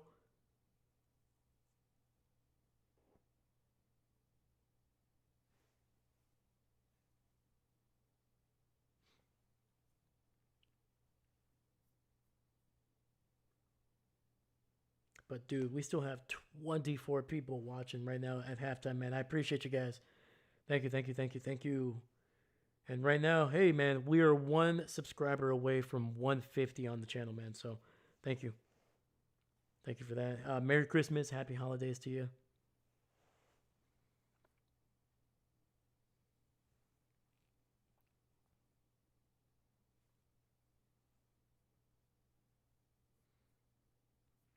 And don't forget, we will be streaming one more game tonight.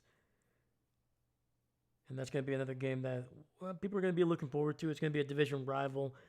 Kansas City is out of the playoffs, so there's not going to be much gain there. They're down, I think, to their third quarterback because Gardner Minshew ended up getting hurt early last week.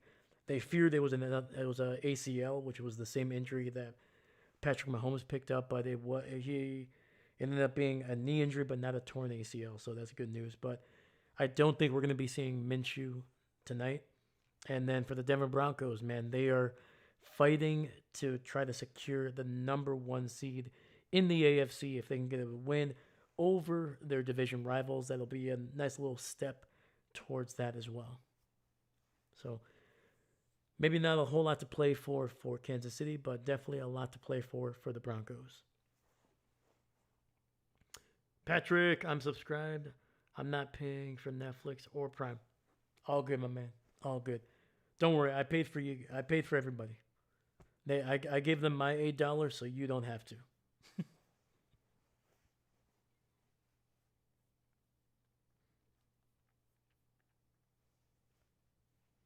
And Patrick, I appreciate you, man. Thank you for subscribing, brother. Appreciate you.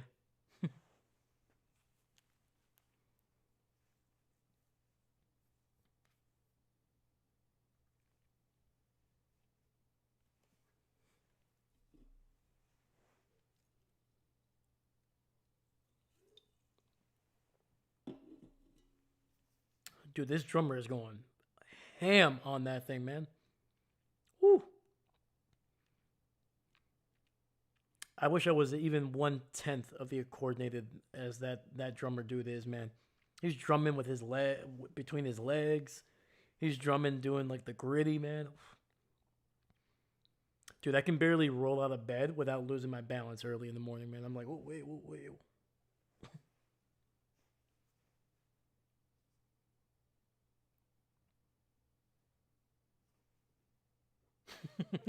Hey, anytime, my man, anytime. Ooh. Dude, where's he bringing out these sticks from? My gosh. Oh, he's drumming from behind his back. Oh my goodness. Stuff like this where I remember I'm like, dude, there's some talented human beings, man.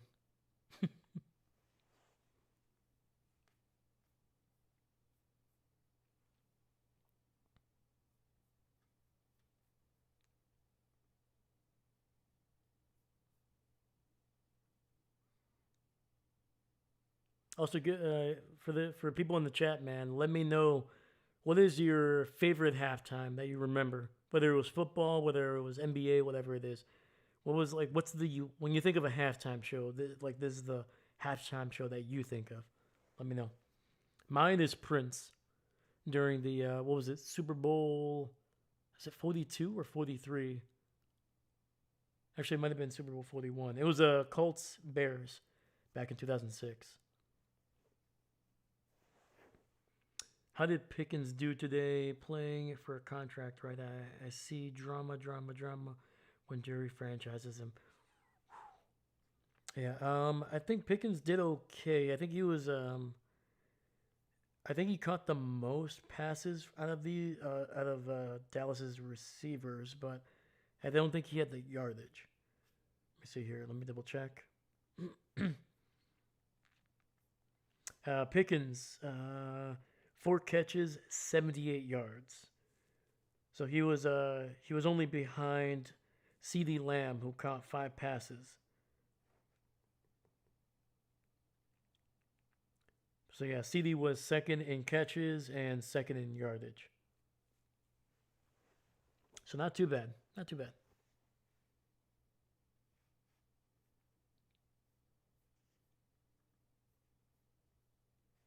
Yeah, to me, I think Pickens is going to be one of the higher paid receivers next year. I would be very surprised if even Jerry Jones somehow finds a way to mess that up. Is it possible? Absolutely, sure, but I think Jerry knows that like he's kind of teetering on a lot of Cowboy fans not really being a fan of him after the Micah trade. So I think he needs to. I think he needs. I think he knows that he needs to give them something, and I think he's gonna. He's definitely gonna be signing Pickens to a major contract.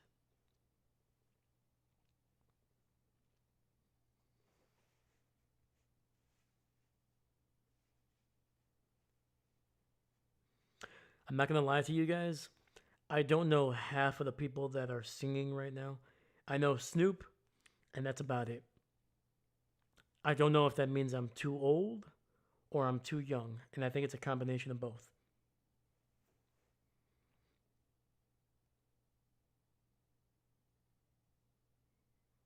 For a second there, I thought the chick in the cowboy hat was Millie Bobby Brown. I was like, okay, I guess they're trying to promote Stranger Things. I didn't know she sang, but that is definitely not her.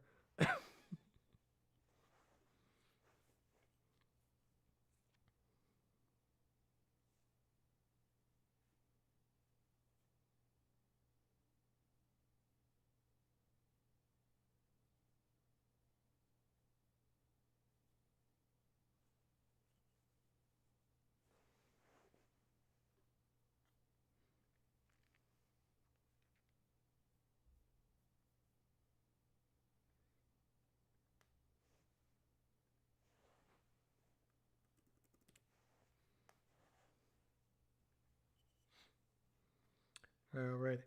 So that is the halftime show. So I'm assuming we're going to be coming back to the game here in the next couple minutes.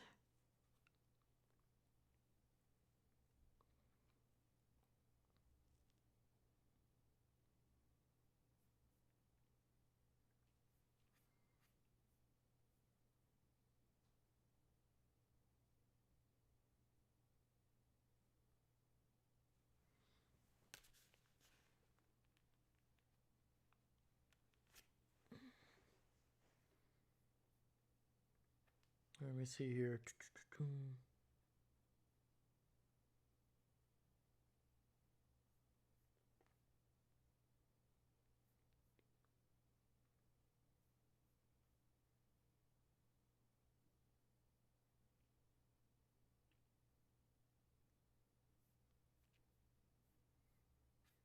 Trying to see if there's any injury updates on Jones. I'd be very surprised if we got one.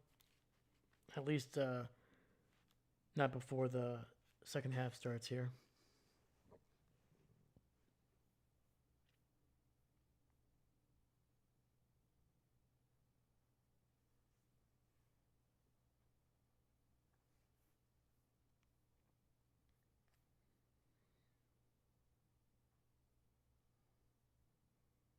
Yeah, if you're a Minnesota fan, I feel bad that you have to watch a game with Max Brosmer as your quarterback, but at least you seem like you got a good halftime show out of it. Could be worse. Could be worse.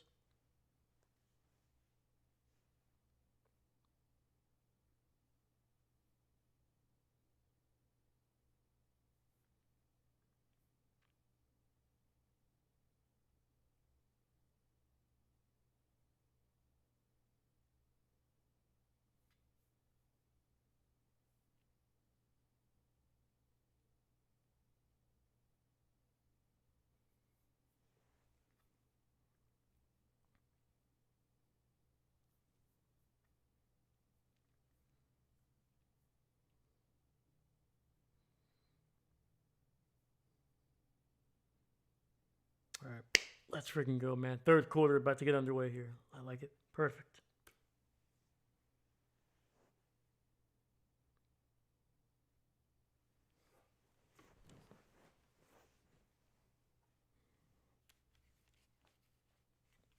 Oh, man. This hat is starting to get very hot. I'm not going to lie. I may not wear it for the second game that we do today.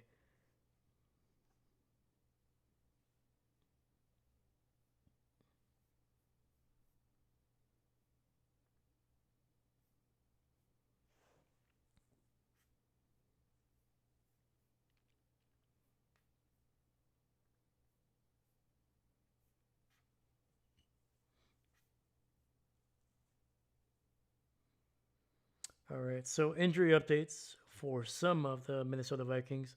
So Miles Price, the kick and punt returner, he was injured, I think, on the very first play of this game. And then Elijah Williams, one of their defensive linemen, they have been both ruled out with an injury for this game. So Minnesota dealing with some injuries for sure.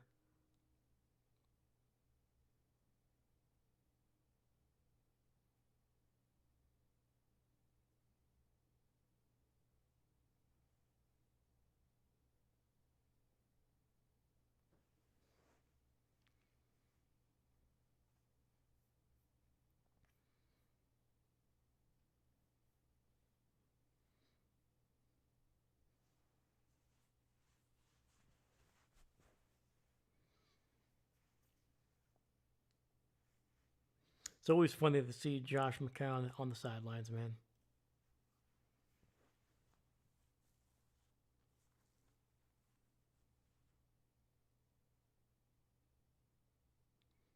All right, Minnesota kicks it off here. Let's freaking go. Come on, man. Detroit catching it right around the goal line. Return to the 15 to 20, 25, 30, and down near the 33. And that's where Detroit is going to take over. Nice return there by Kennedy. He's also been a player that has done really well. He actually had a pretty decent game against Green Bay a couple of weeks ago. They were dealing with some injuries in that game. I think that was the game that St. Brown left with an injury. But yeah, man, Kennedy stepped up a little bit, caught like 3 or 4 passes, picked up 2 or 3 first downs. So, all right, 1st and 10, Goff under center, hands off, and Jameer trying to find something and gets nothing on that first down run.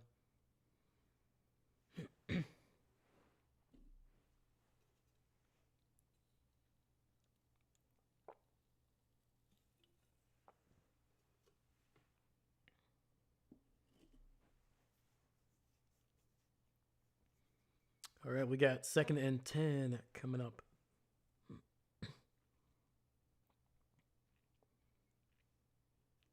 Goff in the shotgun, running back to his left. He's got 3 receivers bunched up on that right side.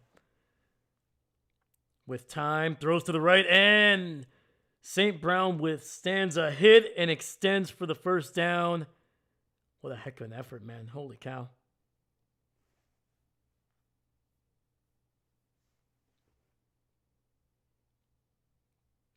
Just a quick little out route there to the right sideline.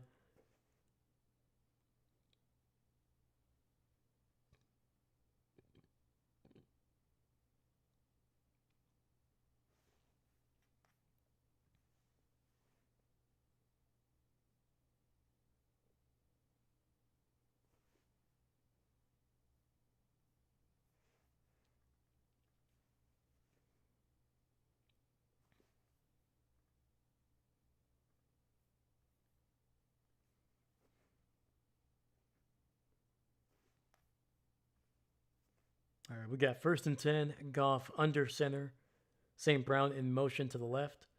Hands it off to Montgomery, and he falls forward for a gain of 2, down to the 45.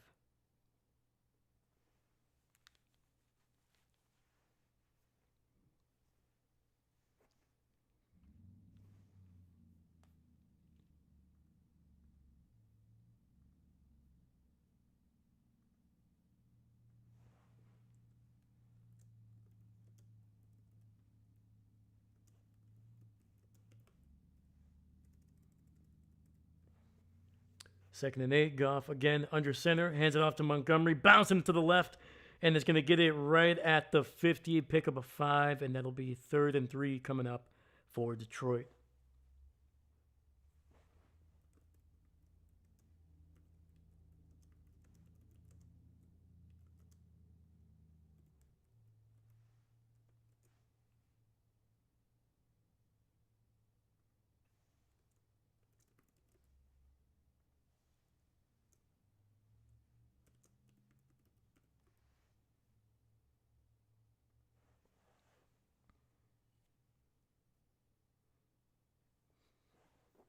All right, we got 3rd and 3. Goff in the shotgun, running back to his left, takes the snap, hands it off again, and David Montgomery going to be short of the first. We got 4th and inches coming up. They are in Minnesota territory, and we'll see if Dan Campbell stays as consistent as always. Does he go for it?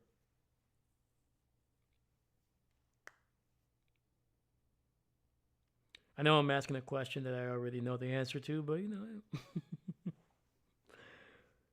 And without hesitation, Detroit staying on the field here offensively. Need about half a yard.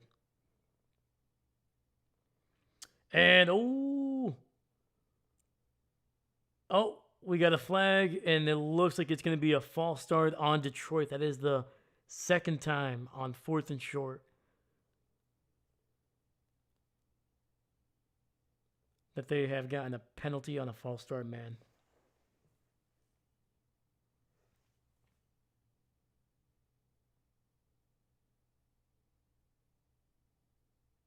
Oh, and that's the backup tight end, Giovanni Ricci, who flinched on that one.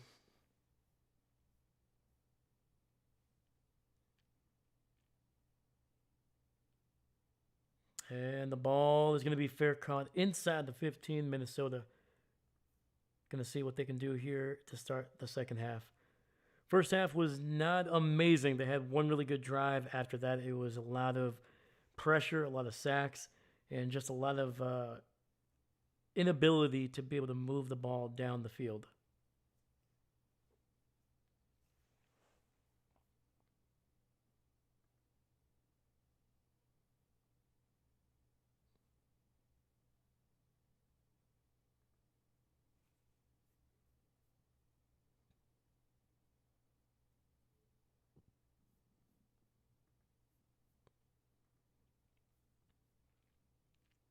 Still have not been able to find any news on Aaron Jones. Come on. Jonesy.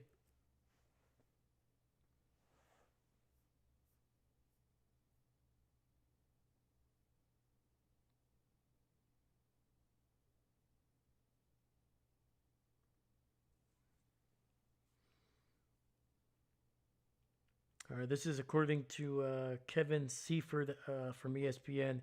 Aaron Jones, who is nursing an ankle injury, needed attention from the medical staff on that. Well, that doesn't help me. Come on.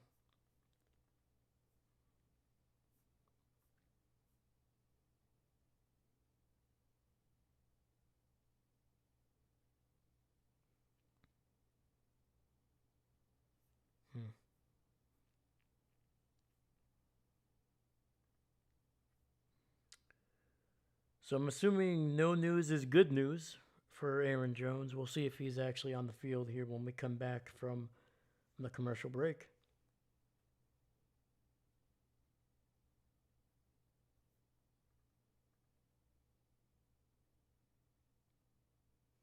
Dude, let's freaking go, man. 34 people watching on Christmas Day, man.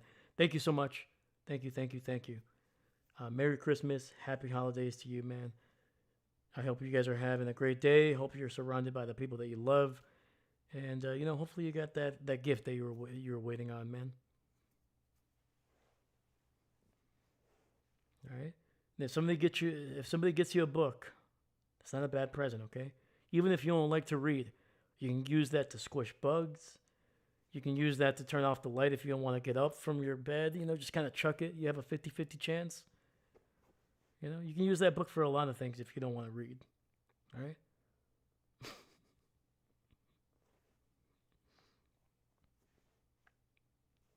First and 10, ball at the 14, toss to the right. Jones looks like he's fine, makes a cut, and gets about a yard on the play. It looks like that was Jack Campbell in on the tackle.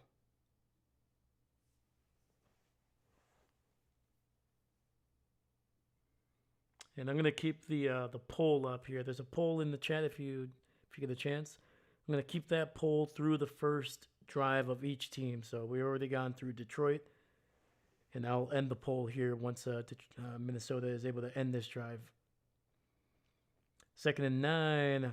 Brosmer in the shotgun, went it back to his right, throws to the left side, and that ball is incomplete. Tight coverage there by Mills.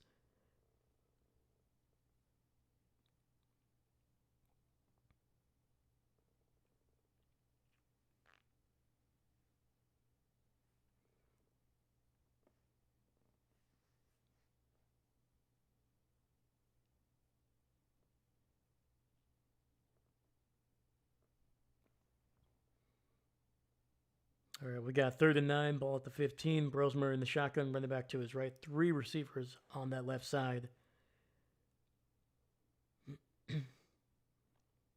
Looks, pressure, gets it out to Jefferson, but he's going to be about 3 yards shy of the first. 4th down.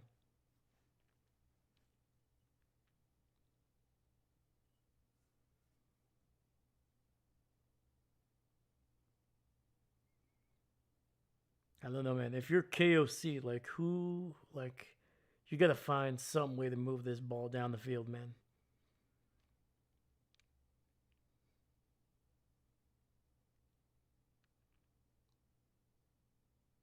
And the punt is away. It's going to be caught at around the 32. Breaks a tackle and will be stopped up near the 35. That is Khalif Raymond.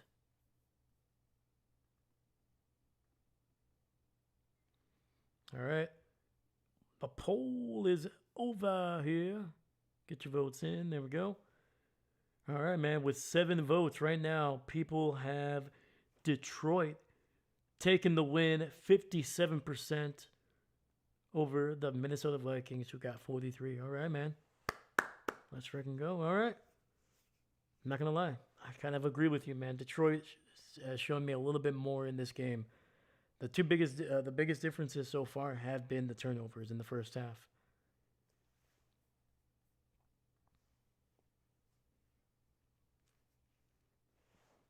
All right, 1st and 10, ball at the 36. Goff, toss to the right.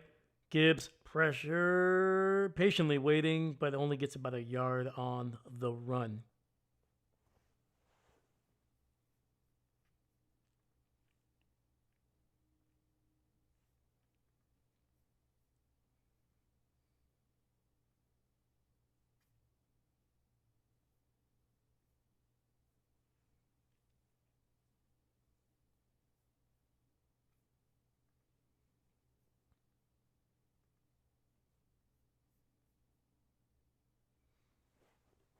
All right, we got 2nd and 9. Goff in the shotgun. He's got 2 receivers on that left side. He also has Gibbs split out in the backfield to the left. Pressure, and down goes Jared Goff. Did not see Jackson coming from that right side, and just a great freaking blitz.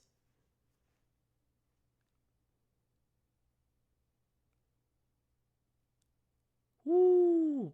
Penei Sewell, man, not able to really pick between 2 players. That's a tough one there, man. All right, we got 3rd and 18. We got 8:10 left in the third. 8:10. Goff in the shotgun, running back to his right.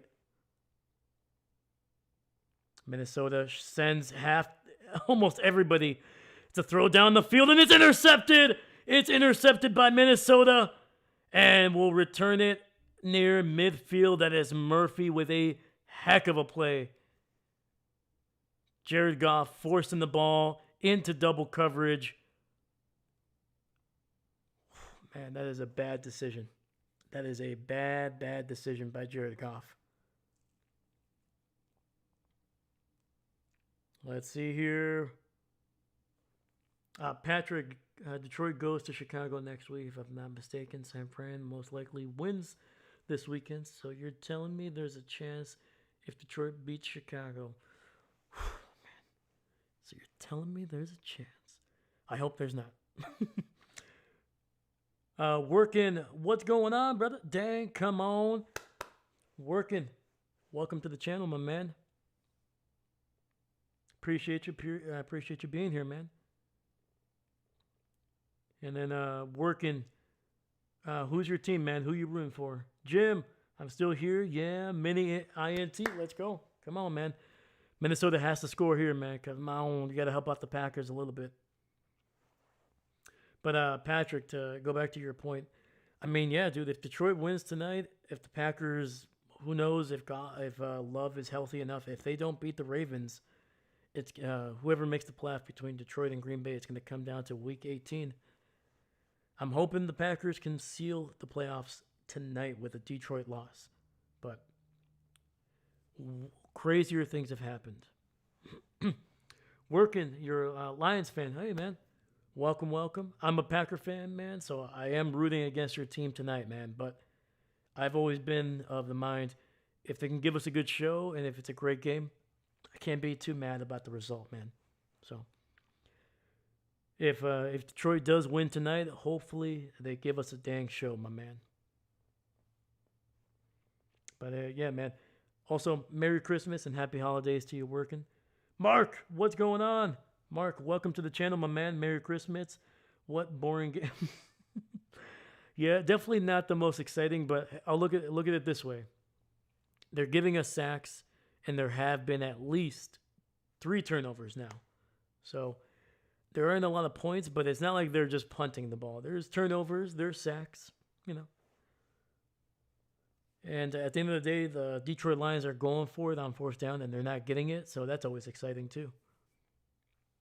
Sorry, working. But yeah, trust me, man. There's been some worse games I've streamed this season alone. I think what was it, Tampa Bay versus Atlanta? That game had almost no sacks, almost no turnovers, and it was just mostly punts. So let me switch over the ball here. Minnesota has the ball after the interception. Ball at the 38. Brosmer steps up in the pocket and dives forward, picking up about 6 yards. Brosmer pointing, saying that he got a 1st down. He definitely did not. And there's a flag on the field. It's going to be holding on Detroit, so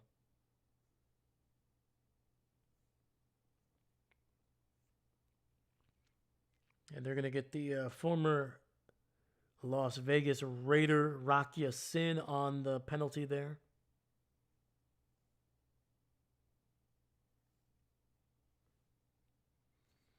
Mark, is Jordan Love out for Saturday's game? There hasn't been any official word, but he has been practicing this week, so that's a good sign. And it's going to be a handoff. I believe this is actually the backup running back there. Number 32 picks up about 3 yards there. Chandler, who's been with Minnesota for a couple seasons now.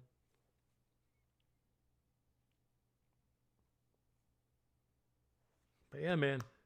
Let's go, man. Mark, welcome to the channel, my man. Happy Merry Christmas and happy holidays, dude. All right, little play action. Brosmer finds his tight end, and that's going to be a 1st down. Hallelujah, finding Oliver and moving the chains here, man.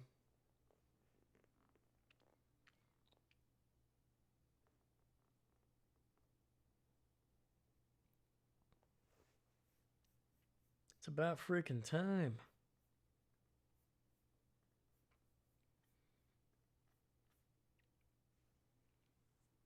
And I believe that was Minnesota's 8th 1st down in this game. All right, we got 1st and 10 at Detroit's 41. Hands it off. Chandler cuts it up the middle, and he is going to pick up 5 yards, setting up a 2nd and 5. That should be a great game. Baltimore at Green Bay. Absolutely, man. 100%. I'm hoping it is, man, because that's actually going to be a game that I'm going to go to. That's going to be my first regular season game. I'm going to actually get a chance to see live and in person. So I hope you're right. I hope you're right, Mark.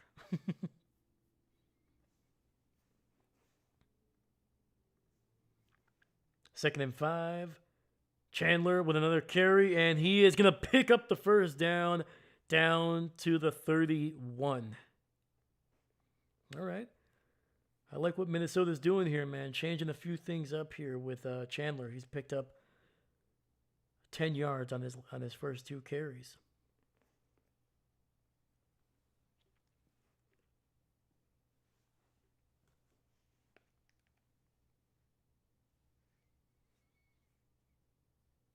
And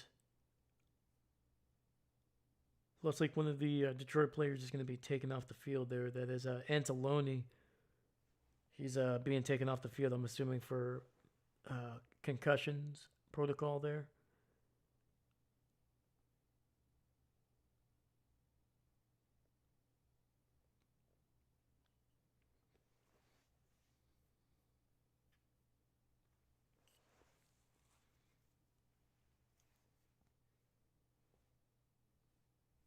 All right, we got 1st and 10. Brosmer under center. Hands it off, and Chandler stacked up after just a gain of 1.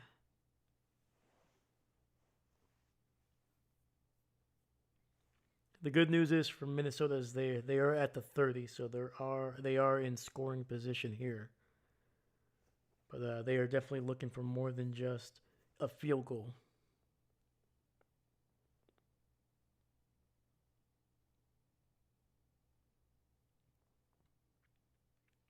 All right. Max in the shotgun, running back to his left. He's got some time. He's going to step up in the pocket and dives forward for a gain of 1 down to the 29.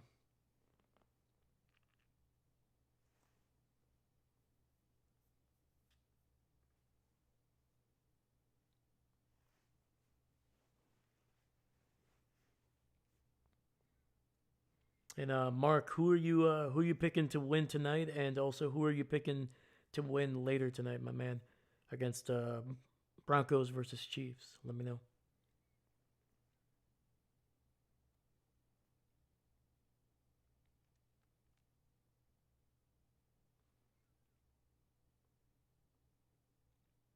Max Brosmer pressured, and down he goes, down to the 34. Not a great time to take a sack there, man. Gotta throw that one away. Try to save as much yardage on the field goal as you can.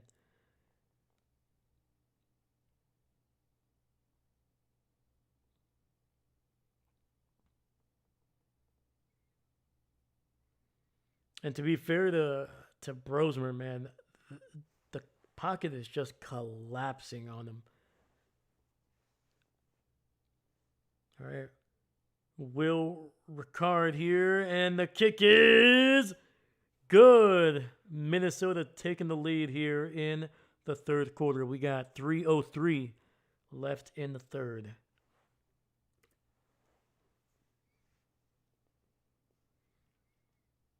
And working. You picking the Chiefs? Okay, man. I like it. I like the upset. It would make things a lot more exciting in Week 18 if the Broncos did lose. Because right now I think they are ahead of the Patriots, and obviously I think a game or 2 ahead of the Bills. And the score right now, my bad. Score Minnesota 10, Detroit 7 with 3:03 left in the 3rd quarter. Minnesota on top by just a field goal.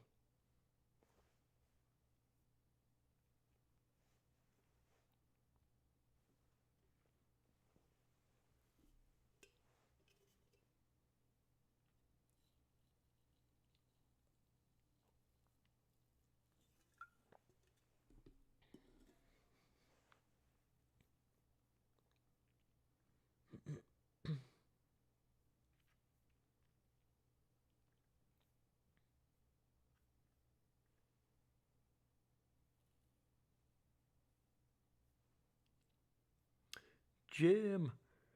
Jim, how you holding up, my man? Let me know. Let me know. Is Detroit trying to F this up? I'm hoping they are. I'm hoping. I'm hoping Dan Campbell and the Lions were like, you know what, dude? We could try to make a run at the playoffs, but it's just like, it's too hard. They're like, let's just go home.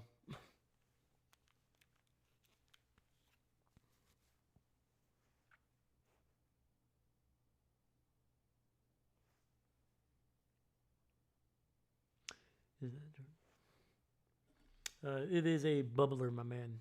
Bubbler.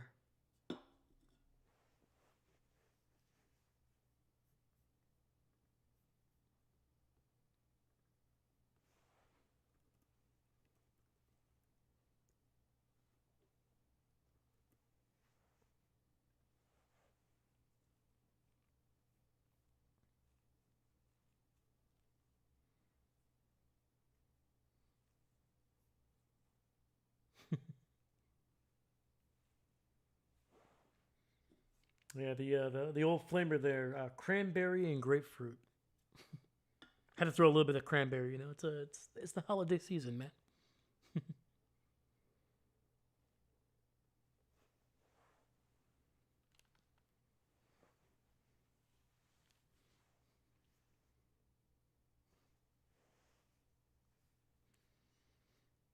I was thinking of drinking a mimosa during these games, but I was like, probably a little too much.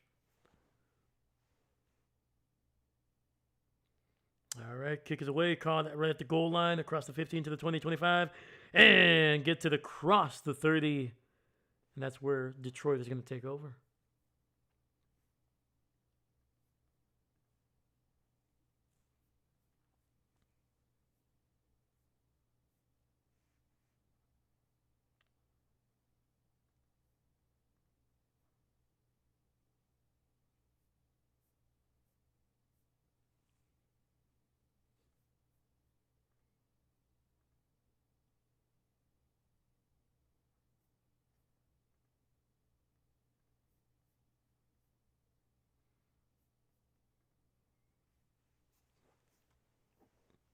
All right, man. 1st and 10, ball at the 30, Goff in the shotgun.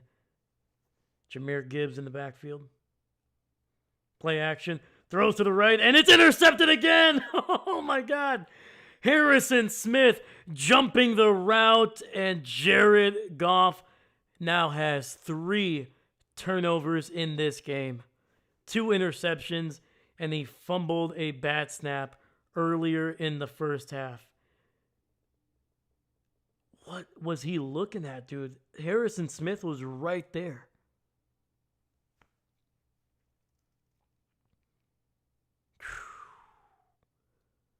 Trying to get it to St. Brown, trying to force it to St. Brown, I should say.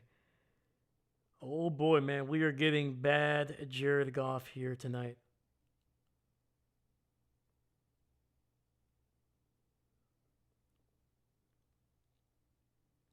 It's playing like me when I go up against a 12-year-old in Madden, dude.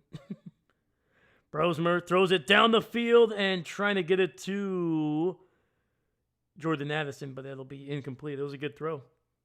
Just great coverage there by Minnesota. 2nd and 10. Goff is goffing up. Go Green Bay. Let's go.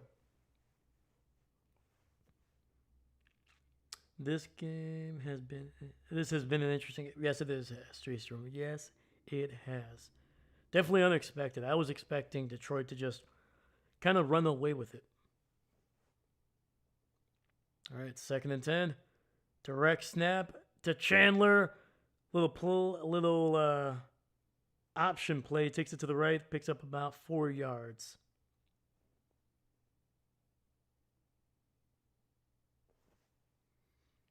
All right, gonna give it to Kevin O'Connell. He's trying to be creative here.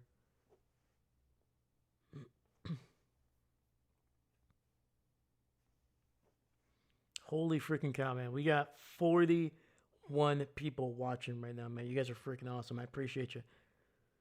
Merry Christmas. Happy holidays to you. All right, 3rd and 6. Brosmer in the shotgun. Has some time, rolling out to his right, and incomplete. Fourth down coming up. Dude, Minnesota has to find a way to get some points off of these turnovers, man. They've gotten 4 turnovers, and I think they've only scored on 1 of them.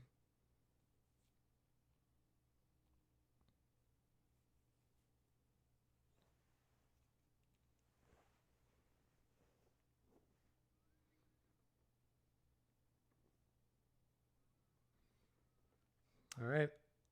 Ricard in for this 56-yarder. He made one from around 51. And the kick is up, and it is good! With 1:57 left in the third, Minnesota has extended their lead to 6. They are now up 13-7.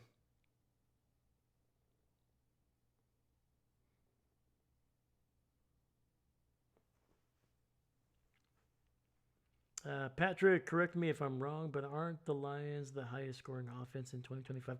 I think so. I think so. Jim, I got you, my man.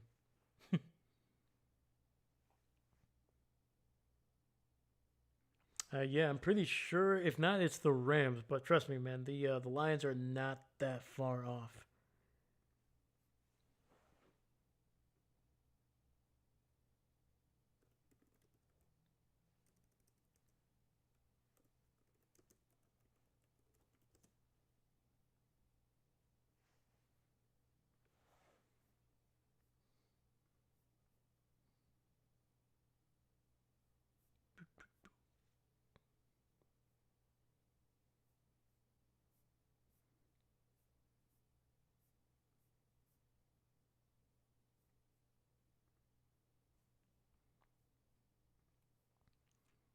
So yeah, coming into this week, and this does account for special teams and defensive touchdowns as well.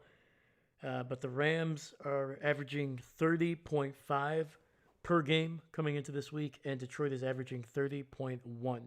So I mean, we're talking the difference of a field goal, an extra field goal, in a matter of, you know. Yeah, I think the Rams have 5 more points coming into this week. That's it. So yeah, not bad. But yeah, Detroit, man, it's been a struggle for him, man.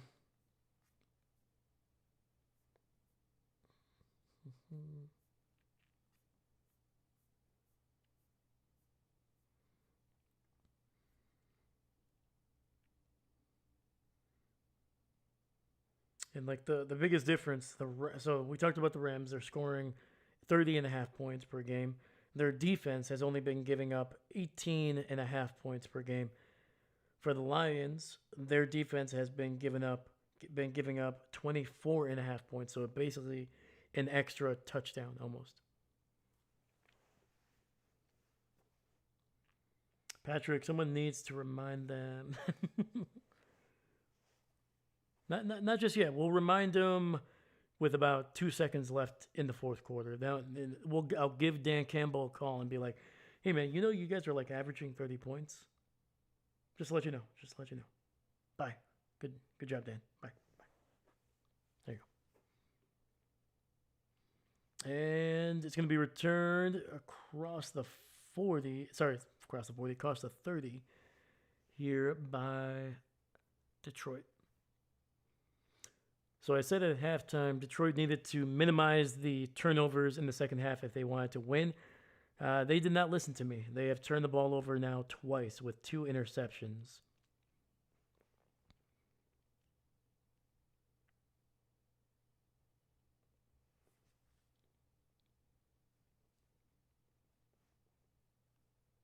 All right, 1st and 10, ball at the 34, hand off to Gibbs.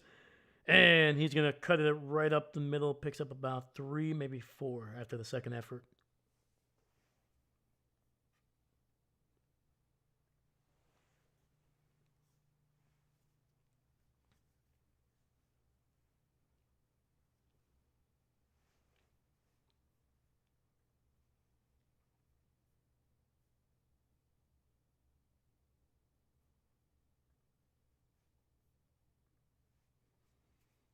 All right, 2nd and 6. Goff under center, tight end, running back in the backfield, hands it off to Gibbs.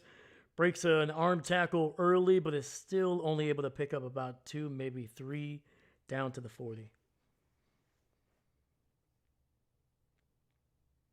Yeah, man. Minnesota's defense, man, they have been really, really stingy against the run. Weirdly enough, they've actually been even better against the pass.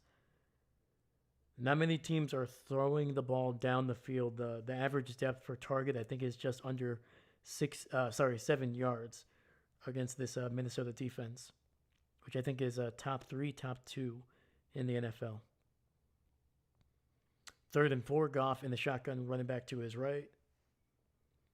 Looking to that left side, throws it, and it's caught. St. Brown picks up the first, getting it down near the 47.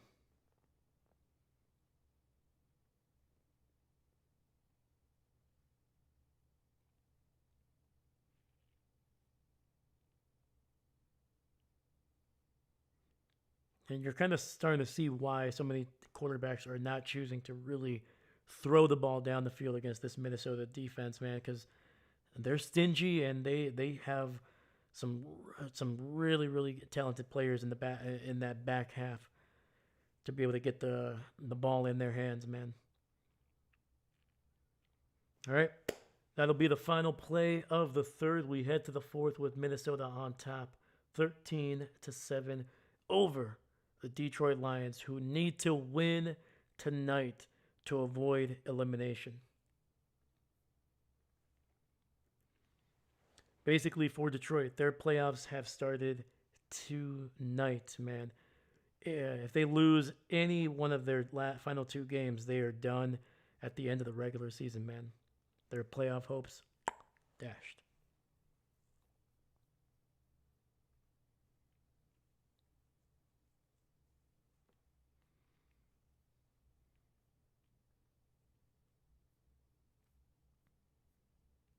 Holy freaking cow, man. So I usually don't do this because, like, at the end of the day, like, the chat, the game is usually what I always, like, look forward to the most.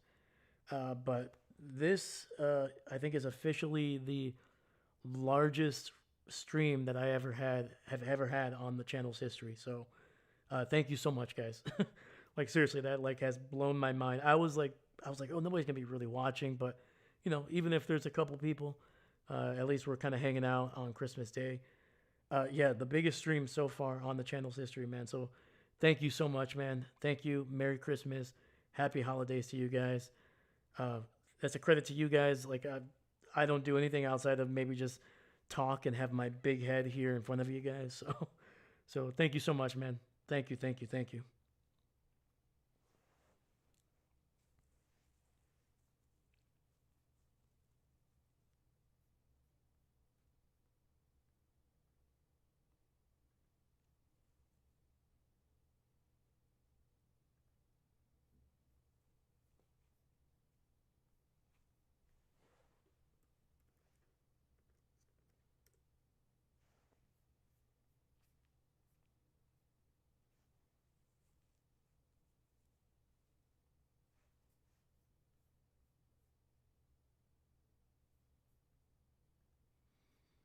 All right, we're back from the commercial break. Let's freaking go.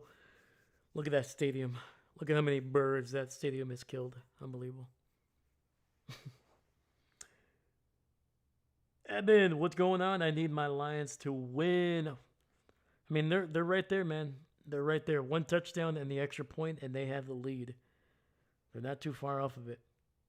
Also, Eben, welcome, my man. How's your Christmas going, dude? Harold Bell, what's going on? Detroit. Ooh, we got some Lions fans. I like it. Welcome, welcome, guys. Welcome, welcome. Hey, I'm right there with you, man. I'm hoping the Lions can give us a show here in the fourth quarter. Goff, pressured, sacked. Down he goes, and he fumbles the ball, and it's recovered by Minnesota again. Wow, dude. The Lions are literally just giving this freaking game away right now. That was a rough play by both tackles because Goff just got sandwiched between 2 players. Penei Sewell and Skipper just unable to block anybody on that one. Holy freaking cow. I believe that was Dallas Turner and Van Ginkel combining on the sack. Oh, that was ugly. Luckily, Goff is able to get up and walk off the field. So, all right, we got 1st and 10. Brosmer under center, single back in the backfield.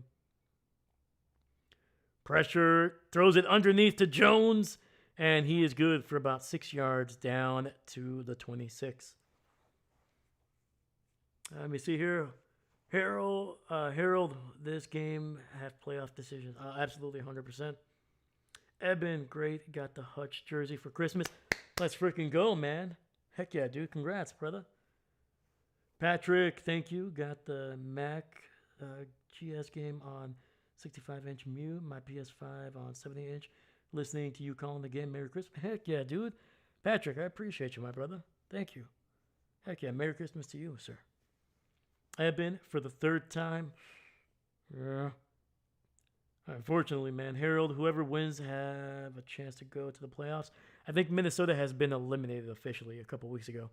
Oh, Brosmer tries to throw. The ball does not travel. The ball just slipped out of his hands as he was trying to throw that one. So luckily, he's able to jump back on the ball to avoid a turnover. But that is not a good look when you try to throw the ball and it just falls right out of your hands.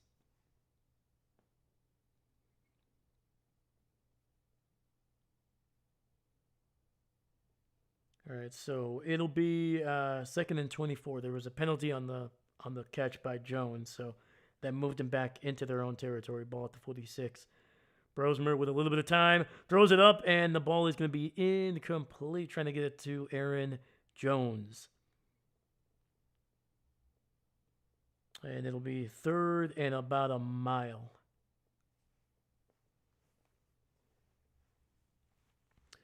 So coming into this game, Detroit needs to win tonight and next week, and they need the Packers to lose both of their final games for them to have a chance.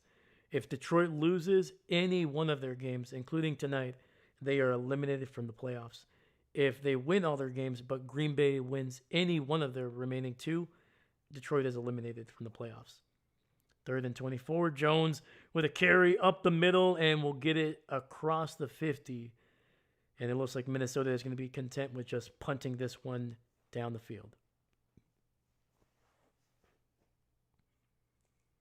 How many more games are left?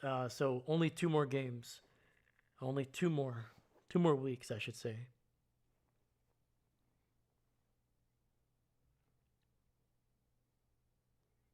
Eben, if this is how we play the Vikings, ain't no way we beat the Bears. Yeah, man, the Bears have been playing well, man. I hate to admit it, but they have been playing well this season. And Minnesota going to punt it away. Caught at the 9, returned across the 15, down near the 16. That is Khalif Raymond picking up about 6 or 7 yards there.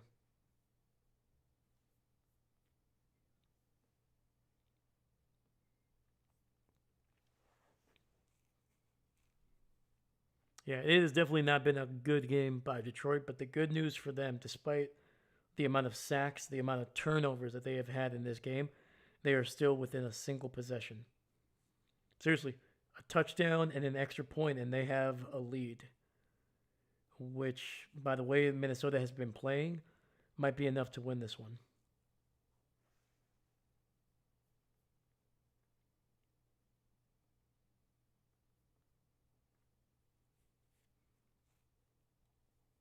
So right now we're on a commercial break, so we're not missing a thing. Evan, everyone's worst fear, the Bears being good.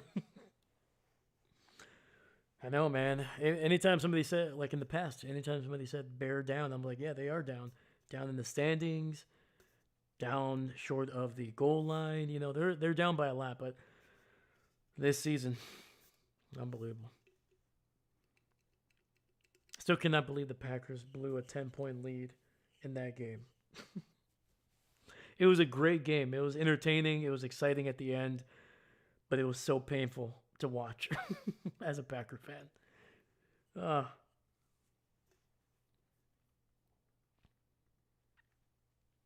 and I even said it tonight, man. Like if you're gonna lose, make it entertaining. The Bears and the Packers made it entertaining, so it was tough to be disappointed or sad about or mad about the game, but definitely not happy about it.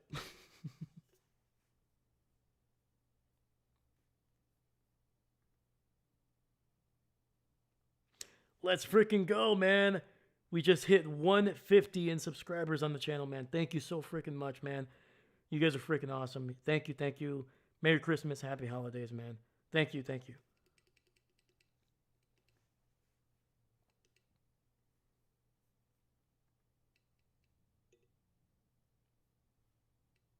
Da Bears. every time I hear Da Bears, I always think of that Chris Farley SNL skit, man.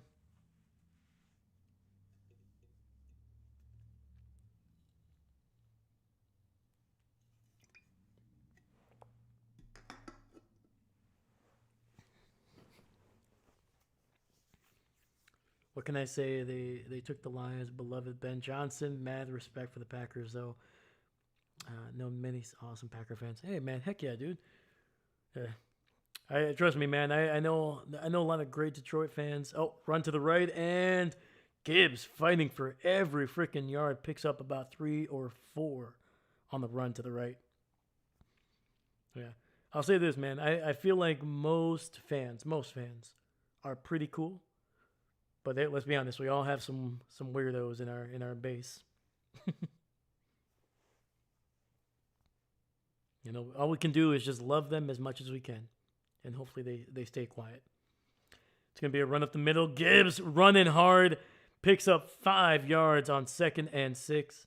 Detroit moving the ball on the ground here. I like it. I like it.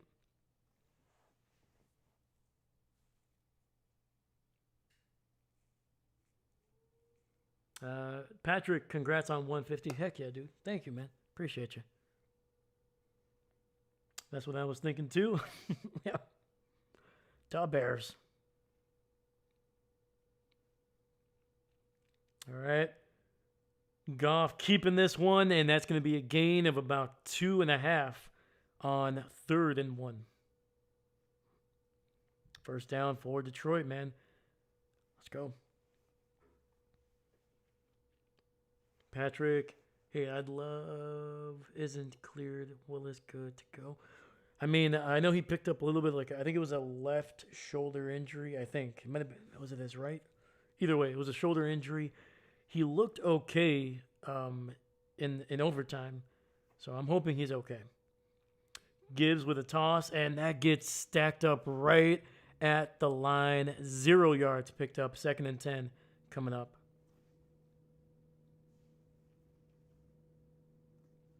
He ain't a scrub, no, man. Goody got him for a bargain from Tennessee, man. I think they gave up like a 6th round or a 7th round draft pick. Either way, even if they gave up a 4th round draft pick, it's been worth it. Yeah, man. Malik is I hope he stays in Green Bay, man. If somebody gives him a chance to start, I hope he gets that chance. I hope he gets the money too. But if he's gonna be a backup, I hope he's a backup in Green Bay for a long time. 2nd and 10, Goff in the shotgun, running back to his left, single receiver on that right side. And handoff, and it's taken down for a loss, and I believe that is Dallas Turner bringing down Gibbs for a loss of 2, maybe 3, actually. And now it's going to be 3rd and long for Detroit.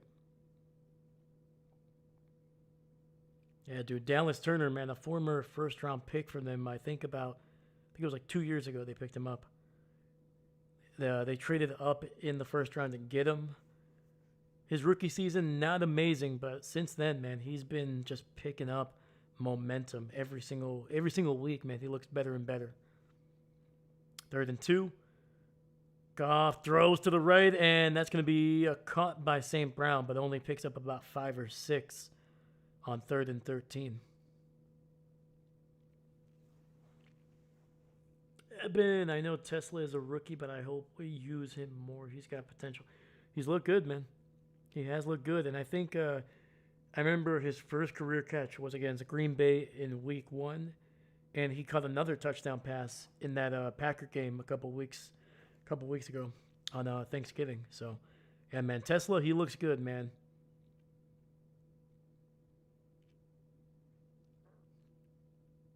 And Detroit gonna punt this one away, and it bounces right at the 2, and it goes out of bounds at the 1. A hell of a punt by Fox. All right, man, we got 8:53 left in this game. Minnesota's still up by 6.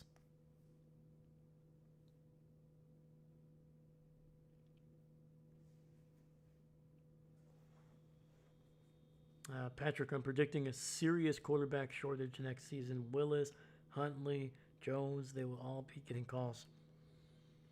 Yeah, man. I don't know how many of them are going to be legitimate starters, but I mean that for sure the Jets, especially if the Jets cannot find a quarterback that they truly believe in the draft. I believe some of those guys are going to get overpaid is a strong word, but they're going to get paid by the Jets for sure to be at least the quarterback for that year.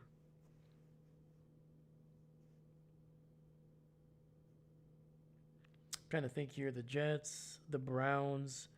I don't think they're completely sold on Shador, but I think Shador is going to have a legitimate chance to be the number 1 next year for the Browns.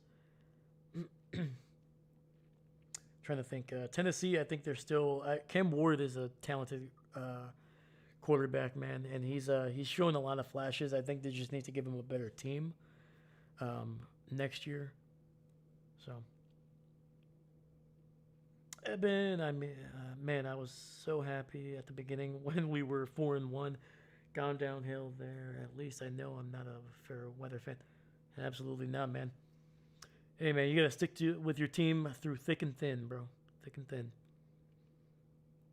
I know that's easy for me to say as a Packer fan. We haven't had too many bad years, but with Rodgers, we were 6-10. It did not look good.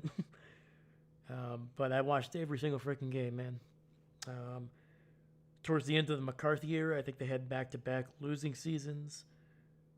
And yeah, man. Other than those seasons, the Packers have been okay. But yeah, man, stick with your team, man. It's a lot more rewarding, in my opinion, when they finally are good. You know, even if it's only for a season or two.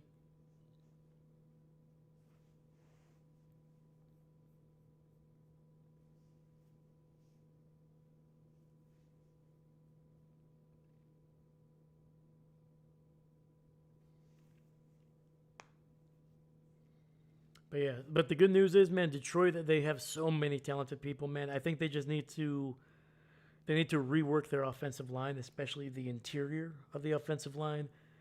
If they can get healthy, I think they need to add some more pieces to the defensive line to give Hutch some help. They just need to draft some big guys.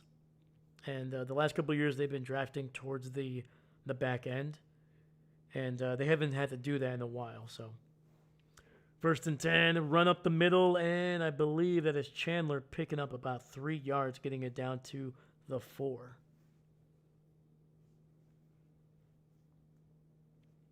Patrick, Jets, Browns, Cards, Dolphins, Vikings, Raiders, Giants, Falcons all have quarterback questions. True. Saints, too. Saints for sure. But though, I got to give it to them, man. Shaw has looked good. The last couple weeks. I'm not saying he's a franchise quarterback, but he's looked pretty good. 2nd and 7. Chandler running, and he picks up another 2, getting it down to the 6. So 3rd and 5 coming up for the Vikings.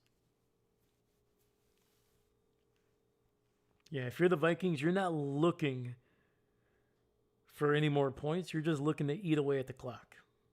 Technically, if you never give the ball back on this drive, you win the game. Eben, I've tried to watch every one of our games. Sadly, couldn't watch this one because my family doesn't have Netflix, but that's what play-by-play reaction is for. Heck yeah, man. That's why we're here, brother. I'm glad I'm able to help out a little bit here. So 3rd and 5. Brosmer, play action. Pressure. Get out of the end zone, and it's hit as he throws. That's going to be incomplete. Brosmer holding on to that ball way too freaking long, man. You just got to just get rid of it, get rid of it, get rid of it. Comes up with a torn up jersey, man. All right. One thing you cannot say about Brosmer, that dude is tough as heck, man. He has been getting beat all game long, and he is still getting up every single time.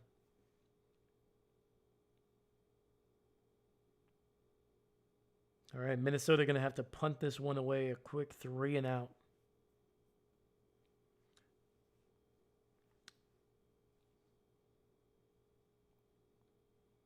All right, caught around the 35. Return to the 40, to the 44 is where he is brought down, and Detroit is going to have really good field position.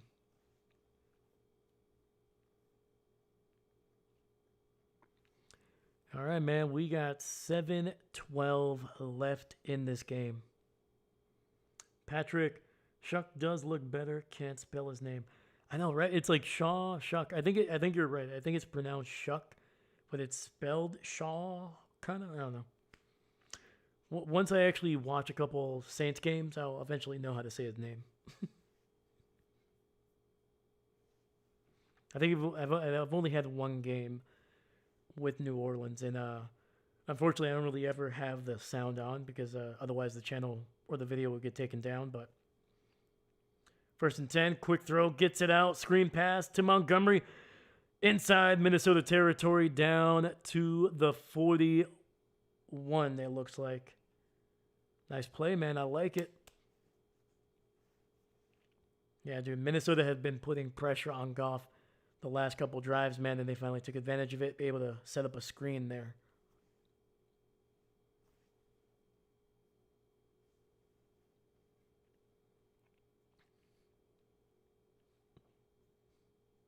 All right, 1st and 10. Goff under center, ball at the 42 officially. Play action.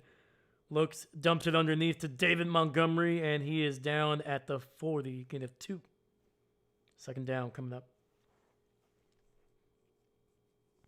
But yeah, man, if you're the Cardinals, I would definitely keep Jacoby Brissett if you can afford him. I would move on from Kyler Murray, which I feel like they're going to do eventually. Jacoby wasn't bad, man. He was putting up some good numbers. He was keeping them in games. And I think he's a good stopgap if you can draft a guy early in the 1st round. Maybe sit him for a year and go from there. Montgomery with a run to the right, and it's going to be a 1st down with a little bit of help from the big guys. And it's going to be 1st and 10 from the 31. They are in field goal range.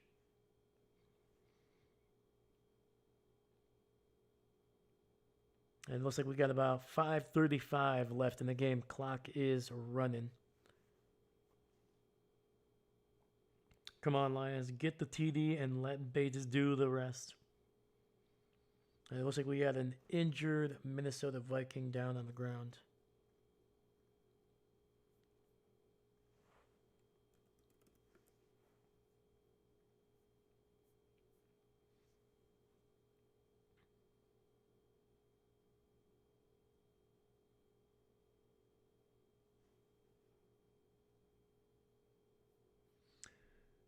So bad news for the Lions, at least right now when it comes to an injury. Alex Anzalone, one of their captains on defense, is going to be out for the rest of the game with what looks like a concussion.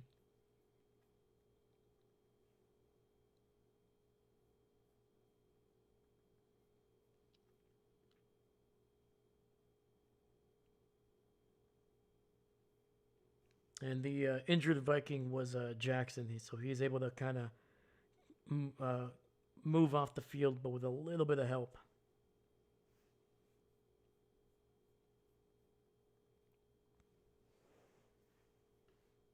All right, man, we're getting down to it, man. Let's freaking go. 1st and 10, ball at the 32. Goff under center, hands it off to Montgomery, and he's able to fall forward for a gain of about 2 near the 30. 2nd down coming up.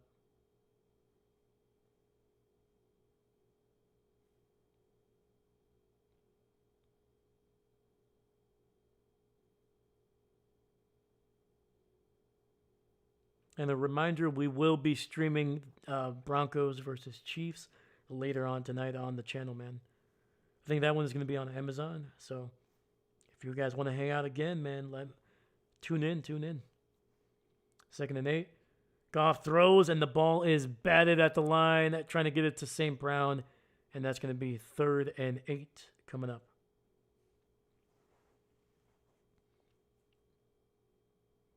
Eben, if Lions miss playoffs, Packers better make the Super Bowl.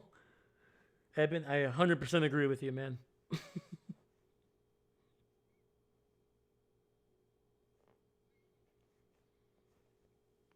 I'm hoping the Packers do what they did in 2010. I don't care if they sneak into the playoffs, man, but just go for a run. And Goff throws, and it's batted at the line again. Harrison Smith,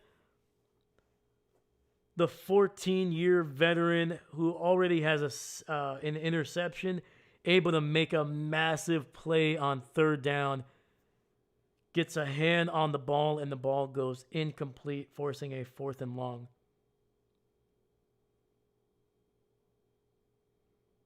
And Dan Campbell settling for the field goal here, trying to cut it down to just 3 points.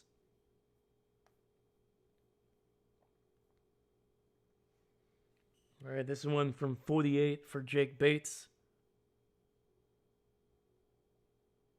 Kick is up, and it is right down the middle. We got 4:39 left in the game. And Detroit has just cut the lead by half. They are down 10-13. That was a hell of a kick there by Jake Bates, man. Literally right down the middle.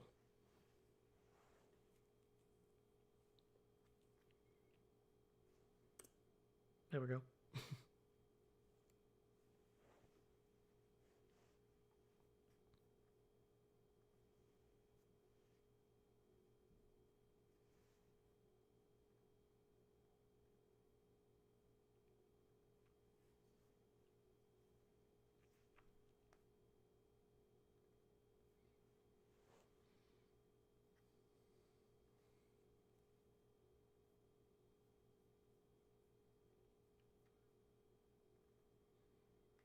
All right, man. So what does KOC, Kevin O'Connell, have in store for us, man? He's got to find a way to get this Minnesota offense to pick up at least a couple first downs here.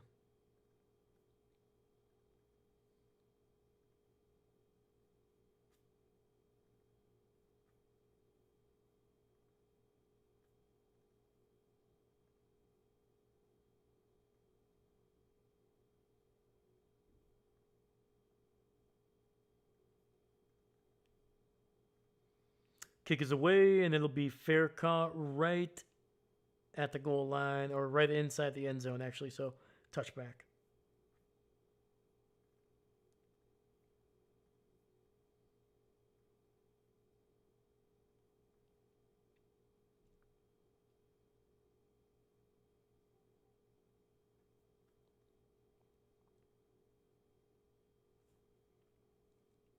Evan, despite the fact that there is 4 minutes left, I think it'll be tough for the Lions. Tough Lions loss, but as every NFL fan always says, there's always next season. It's very true, man. I like that. That's a healthy perspective, man. I like that. 1st and 10, ball at the 35. Jones with a carry, and he is going to pick up maybe a yard. Minnesota keeping the clock moving. That's probably the most important thing that they can do right now.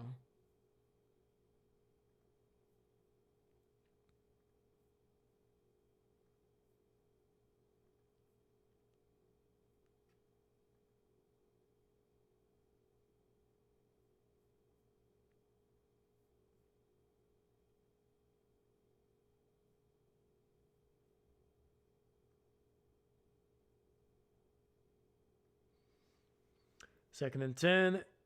Brosmer under center, and they're going to call a timeout here.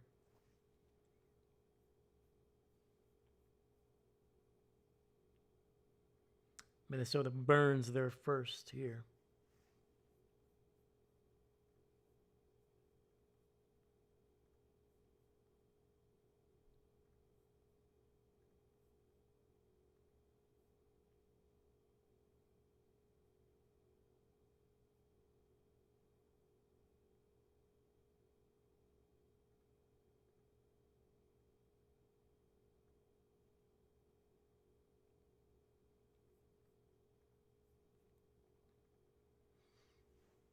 All right, 2nd and 10. Ball still at the 35. Hands off. Nice little end around to the 40. First down across the 50. And he's loose. To the 20, to the 15, to the 10. 5 and dives. Do we have a touchdown? Either way, it's going to be 1st and goal for Minnesota.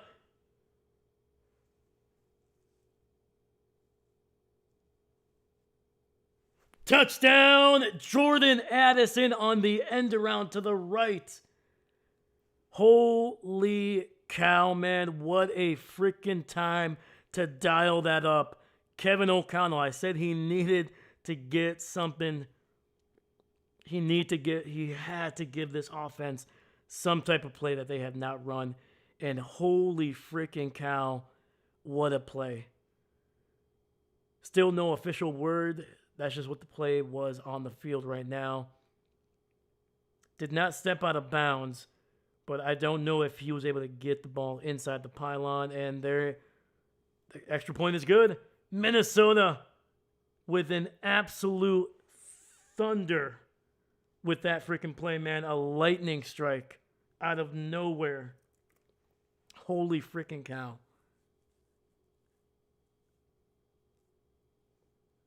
Wow. Francisco, EPA, zombie. What's going on, Francisco? Jim, yes, let's go. Evan, be right back. Gotta grab some Christmas chocolate. Heck yeah. To soothe the pain that football fans must feel. It's all right, man. Holy freaking cow. Patrick, excellent. Bye, Detroit. Jim, TD, Green Bay in the dance. Holy freaking cow, man. Jordan Addison going 21 miles as his top speed on that freaking play. Wow, man. I was completely caught off guard. I'm not going to lie. I knew they had to try something different. I was not... I was like, okay, end around, probably going to pick up a first down. And then once I just saw green grass, I was like, holy freaking cow. Is he going to go all the way? And that diving effort, man, just able to get enough of the ball across the pylon to get the touchdown here. 3:43 left in the game, and Minnesota has just doubled their lead, up 20-10 over Detroit.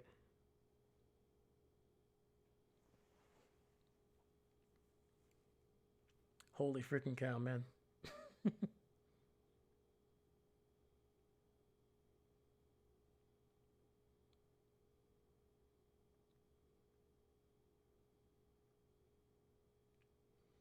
All right, Detroit takes a knee in the end zone, and that'll be a touchback.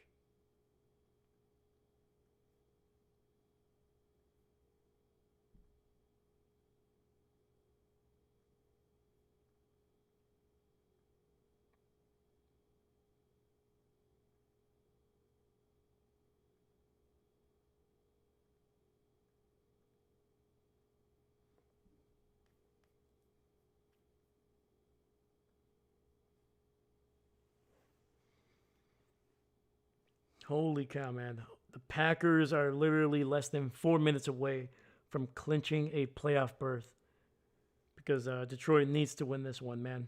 Goff in the shotgun. Pressure, steps up in the pocket, delivers a throw to a wide open double shot of whiskey. Jamison Williams getting it across Minnesota's 50-yard line.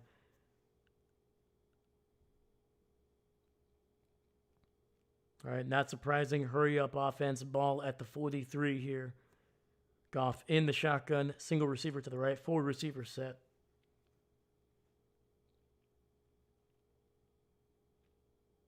Quick throw. Gets it out, and that's going to be incomplete.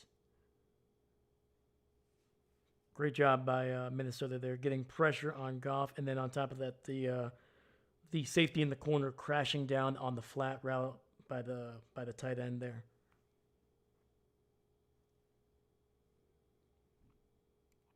MG, what's going on? Rip Lions. It's looking like it, but hey, man, the Packers blew a freaking 10-point lead with around about this much time left. So it's not over till it's over, man. But I'm hoping it is. Throws over the middle, and he misses a wide open St. Brown. Don, what's going on, brother? Detroit sucks. They're a good team, man, but they're just they're dealing with some injuries, also maybe some questionable play calling at times throughout the year. But I don't know. Their offensive line for sure has not played great this season. I'll tell you that much. That I can agree with you for sure. All right, 3rd and 10, ball at the 43. Goff in the shotgun, running back to his left. Bad snap, and Goff. No, it's not. And it's recovered by Van Ginkel, and it's going to be another recovery by Minnesota, I believe. What's the ruling on? And they're ruling he's down. Never mind. They're saying that Goff had enough of the possession and was able to recover the ball, and he was down by contact. So it'll be 4th and a mile. Absolute worst possible time.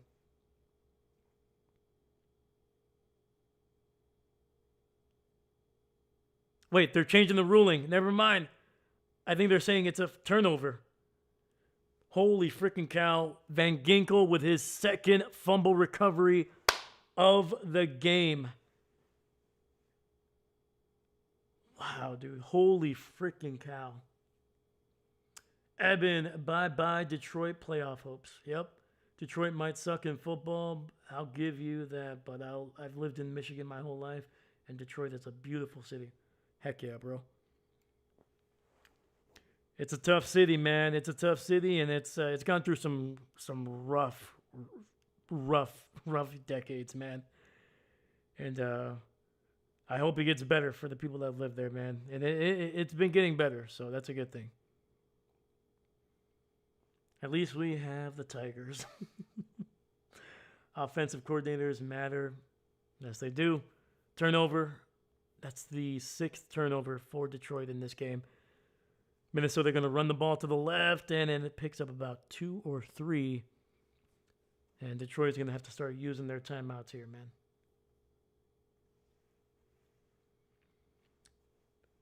Packer Nation playoff. Here we come, baby. Let's go. Let's go, baby. Packers with Jordan Love making the playoffs 3 consecutive years, baby. Let's go.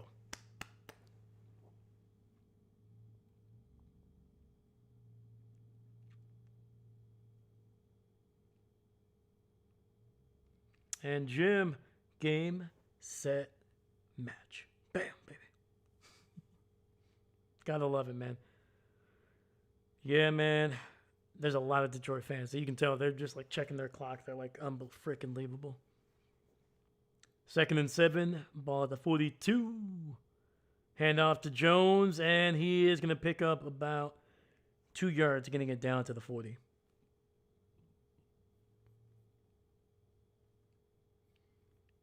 And Detroit's going to burn that.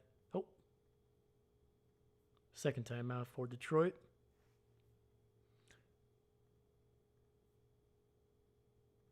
There we go.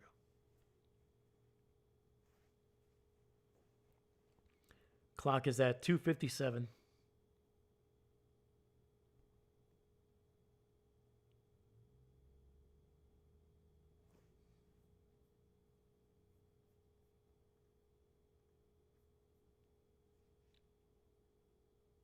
I think the toughest thing for Detroit right now is the fact that they lost to Max Brosmer, and like it's definitely going to be the way that they played. A lot of turnovers. There's going to be like 6 turnovers, man. You're not going to win many games against anybody doing that. Max throws, finds a receiver, and it's going to be caught. Jefferson with a catch down to the 30, and that's a 1st down for the Vikings, man.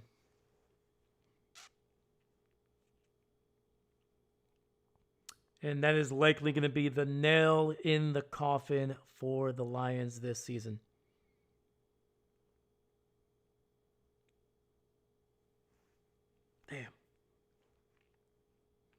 Evan, ever since I started watching, I decided that if my team gets out of the postseason, I choose a new team to root for this season. I think I'm choosing the Packers. Let's go. Appreciate you, Evan. And a run up the middle. Jones picks up a yard. And Detroit's not even using their timeouts here. I think they have. I think they realize what's about to happen. 2-minute warning here. Detroit down by 10. A rough freaking game there for the Lions.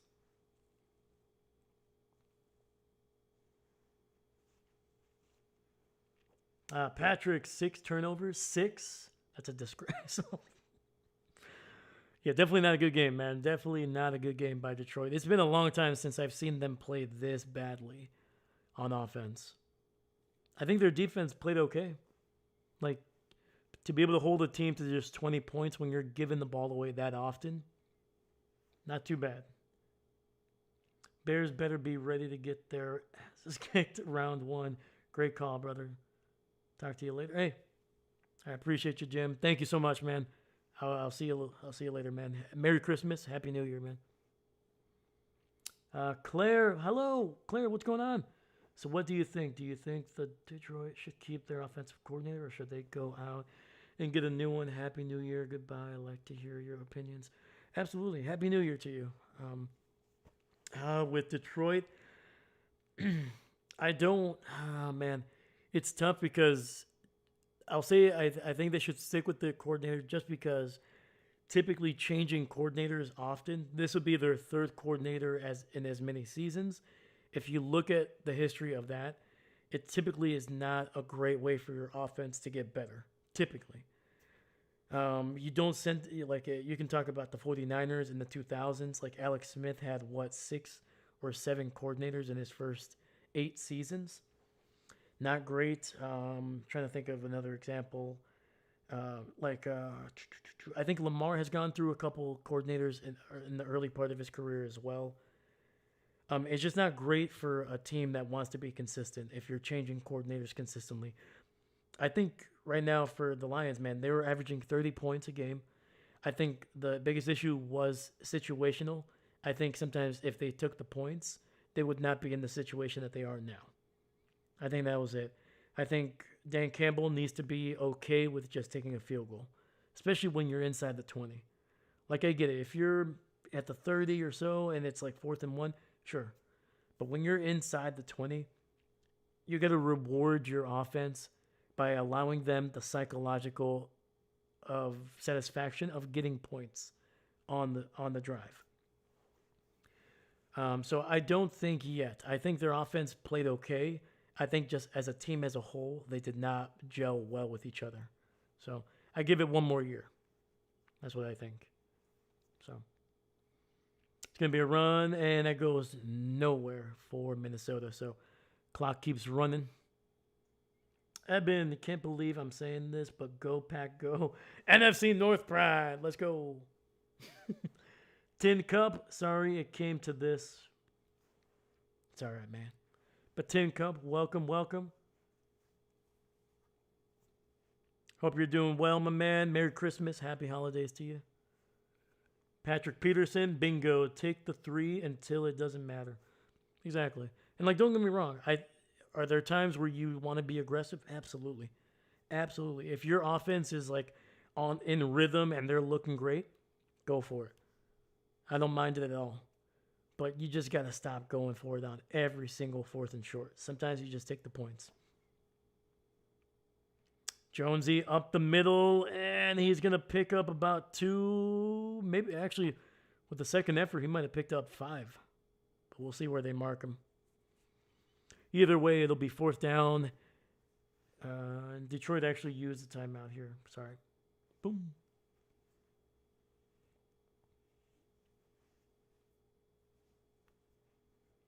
Bro's channel name is I'm Not a Coach, but then proceeds to give some great insight on coaching situations. It's catchy, though. That's catchy.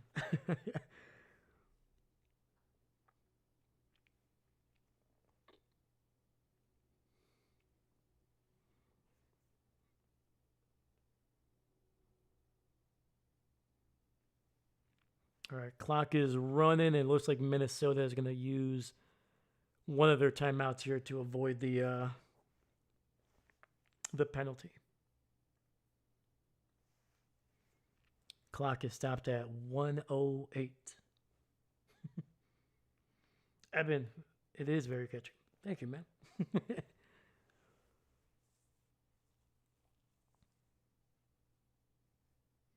But yeah, so for Detroit, man, I don't take like, don't get me wrong. This is a disappointing season, just because of how talented and how good I think their coaching still is.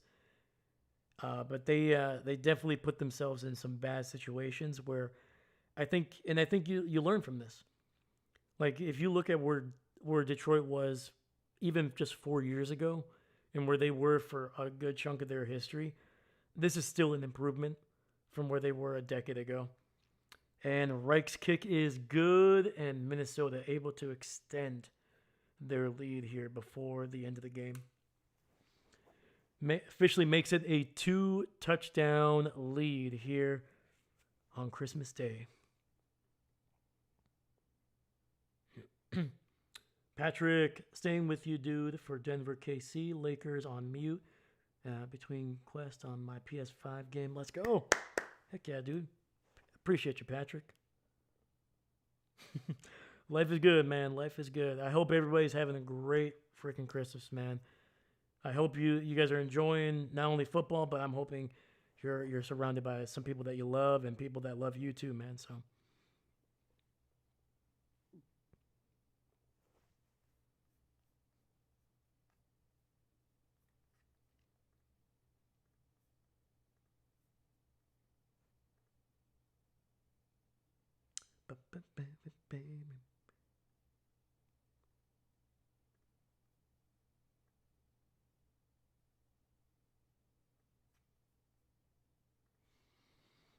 all right, officially we've got 104 here. So just to get ready, to make sure I'm ready for the next game, I'll do a quick wrap up and I'll give a couple shout outs, man, because we have a bunch of new people in the chat, man. So I just want to say thank you to all of you guys.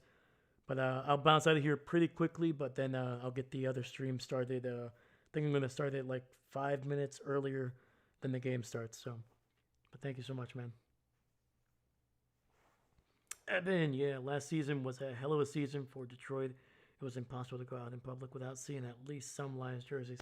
Heck yeah, man. That's how it should be, man. I hope every fan base gets a chance to kind of experience that kind of like resurrection, man. Because like, don't get me wrong, man. Do I want my team to win Super Bowl every year? Absolutely. I would love the Packers to go 10 years consecutively winning the Super Bowl. But one, I know that's not realistic, but I also hope that like franchises, I hope their fans get to like have fun. Like Cleveland, even Chicago, I guess they deserve something. But yeah, man. Like that's because like football, it should be fun, man. It should not be misery after misery every single year, man. So hopefully that starts changing around for some teams. Goff, quick throw to the left side and unable. Oh no. Oh. Trying to get it out to St. Brown, and he took a nasty freaking hit, man. He's holding that left knee.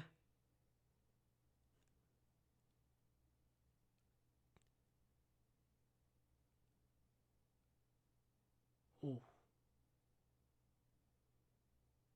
100%, dude. I think St. Brown just got knocked.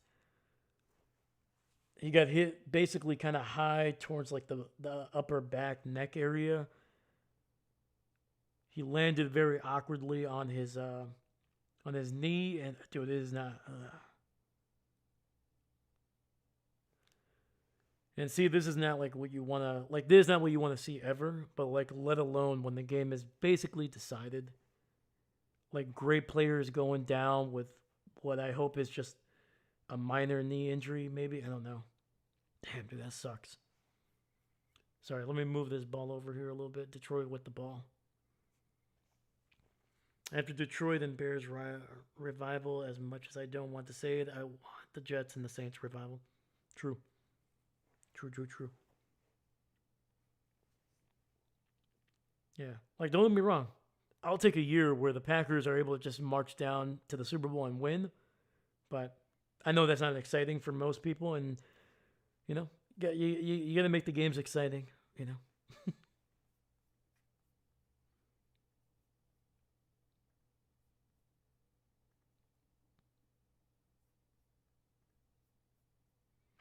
But yeah, unfortunately, St. Brown down on the ground.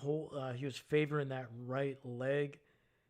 It looked to me like he almost got knocked out from the hit from behind, because when he landed, he kind of landed like it was like a fencing kind of position that we've seen Tua deal with a little bit.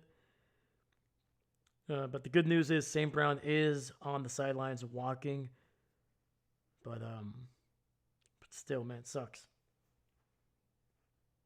Can't afford a St. Brown injury. No, cannot.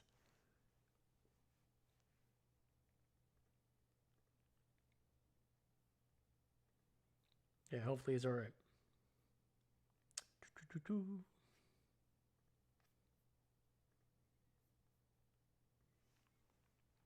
All right, 2nd and 10, ball at the 48. Goff in the shotgun, looking, still throwing the ball down the field. Gets it out to Jahmyr Gibbs, makes a man miss, and he's going to pick up the first down, getting it down near the 36-yard line. 25 seconds left. Detroit cannot stop the clock with a timeout. 17, 16, 15, 14, 13. Goff takes the snap. Looking, throws to the left, gets it out to, I believe that's Khalif Raymond. And he's going to be tackled inbounds. 2 seconds, 1 second, and the game is over. Minnesota gets the win, and the Detroit Lions are officially eliminated from the playoffs. And that means the Green Bay Packers are headed to the postseason no matter what happens in their final 2 games. So, tough loss for the Lions. Great win for the Vikings. And, yeah, man, it was a close game for a little bit. Wasn't the most exciting offensively, but a lot of turnovers, a lot of sacks.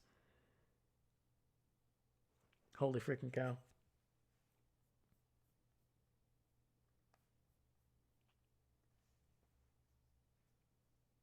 Let's freaking go, man. We still got 33 people watching right now, man. I appreciate you guys. Thank you so much. Let me see here. Eben, oh boy, the way more important at all. No worries, but my name is pronounced Eben. Oh, Eben. Okay, my bad, man. Like esports. Eben, not Eben. Again, hey, no, man. If I'm saying your name wrong, do not be afraid to correct me, my man. Or anybody. I should say that to anybody. Yeah. Eben. Again, absolutely no worries. But many people ask me why didn't tell them. Absolutely. Seastrom, I'm back. Wow, this game did not go the way I thought. 100%. Me too, man. I thought Detroit was going to run away with this one, especially with Brosmer being that quarterback. But Detroit, man, 6 turnovers in this freaking game. One of the worst performances I've seen out of a Dan Campbell Lions game. It was rough, man. It was rough.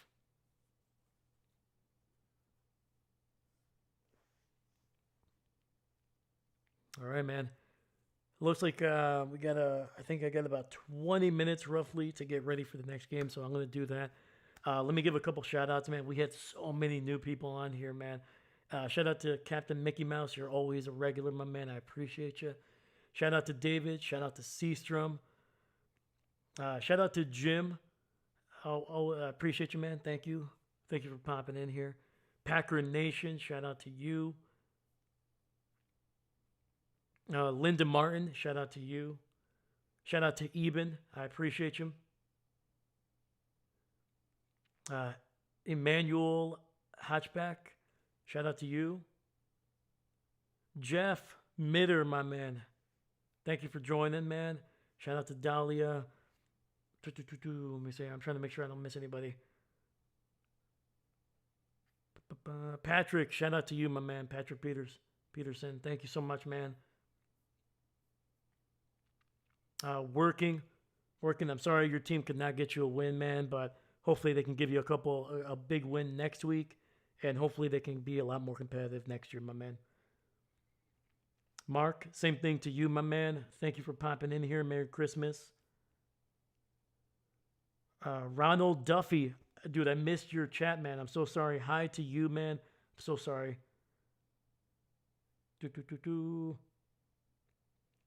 Harold Bell, same thing to you, man. I'm sorry Detroit couldn't get you a win, but hopefully they can be more competitive next year. Let's freaking go. Francisco, what's going on?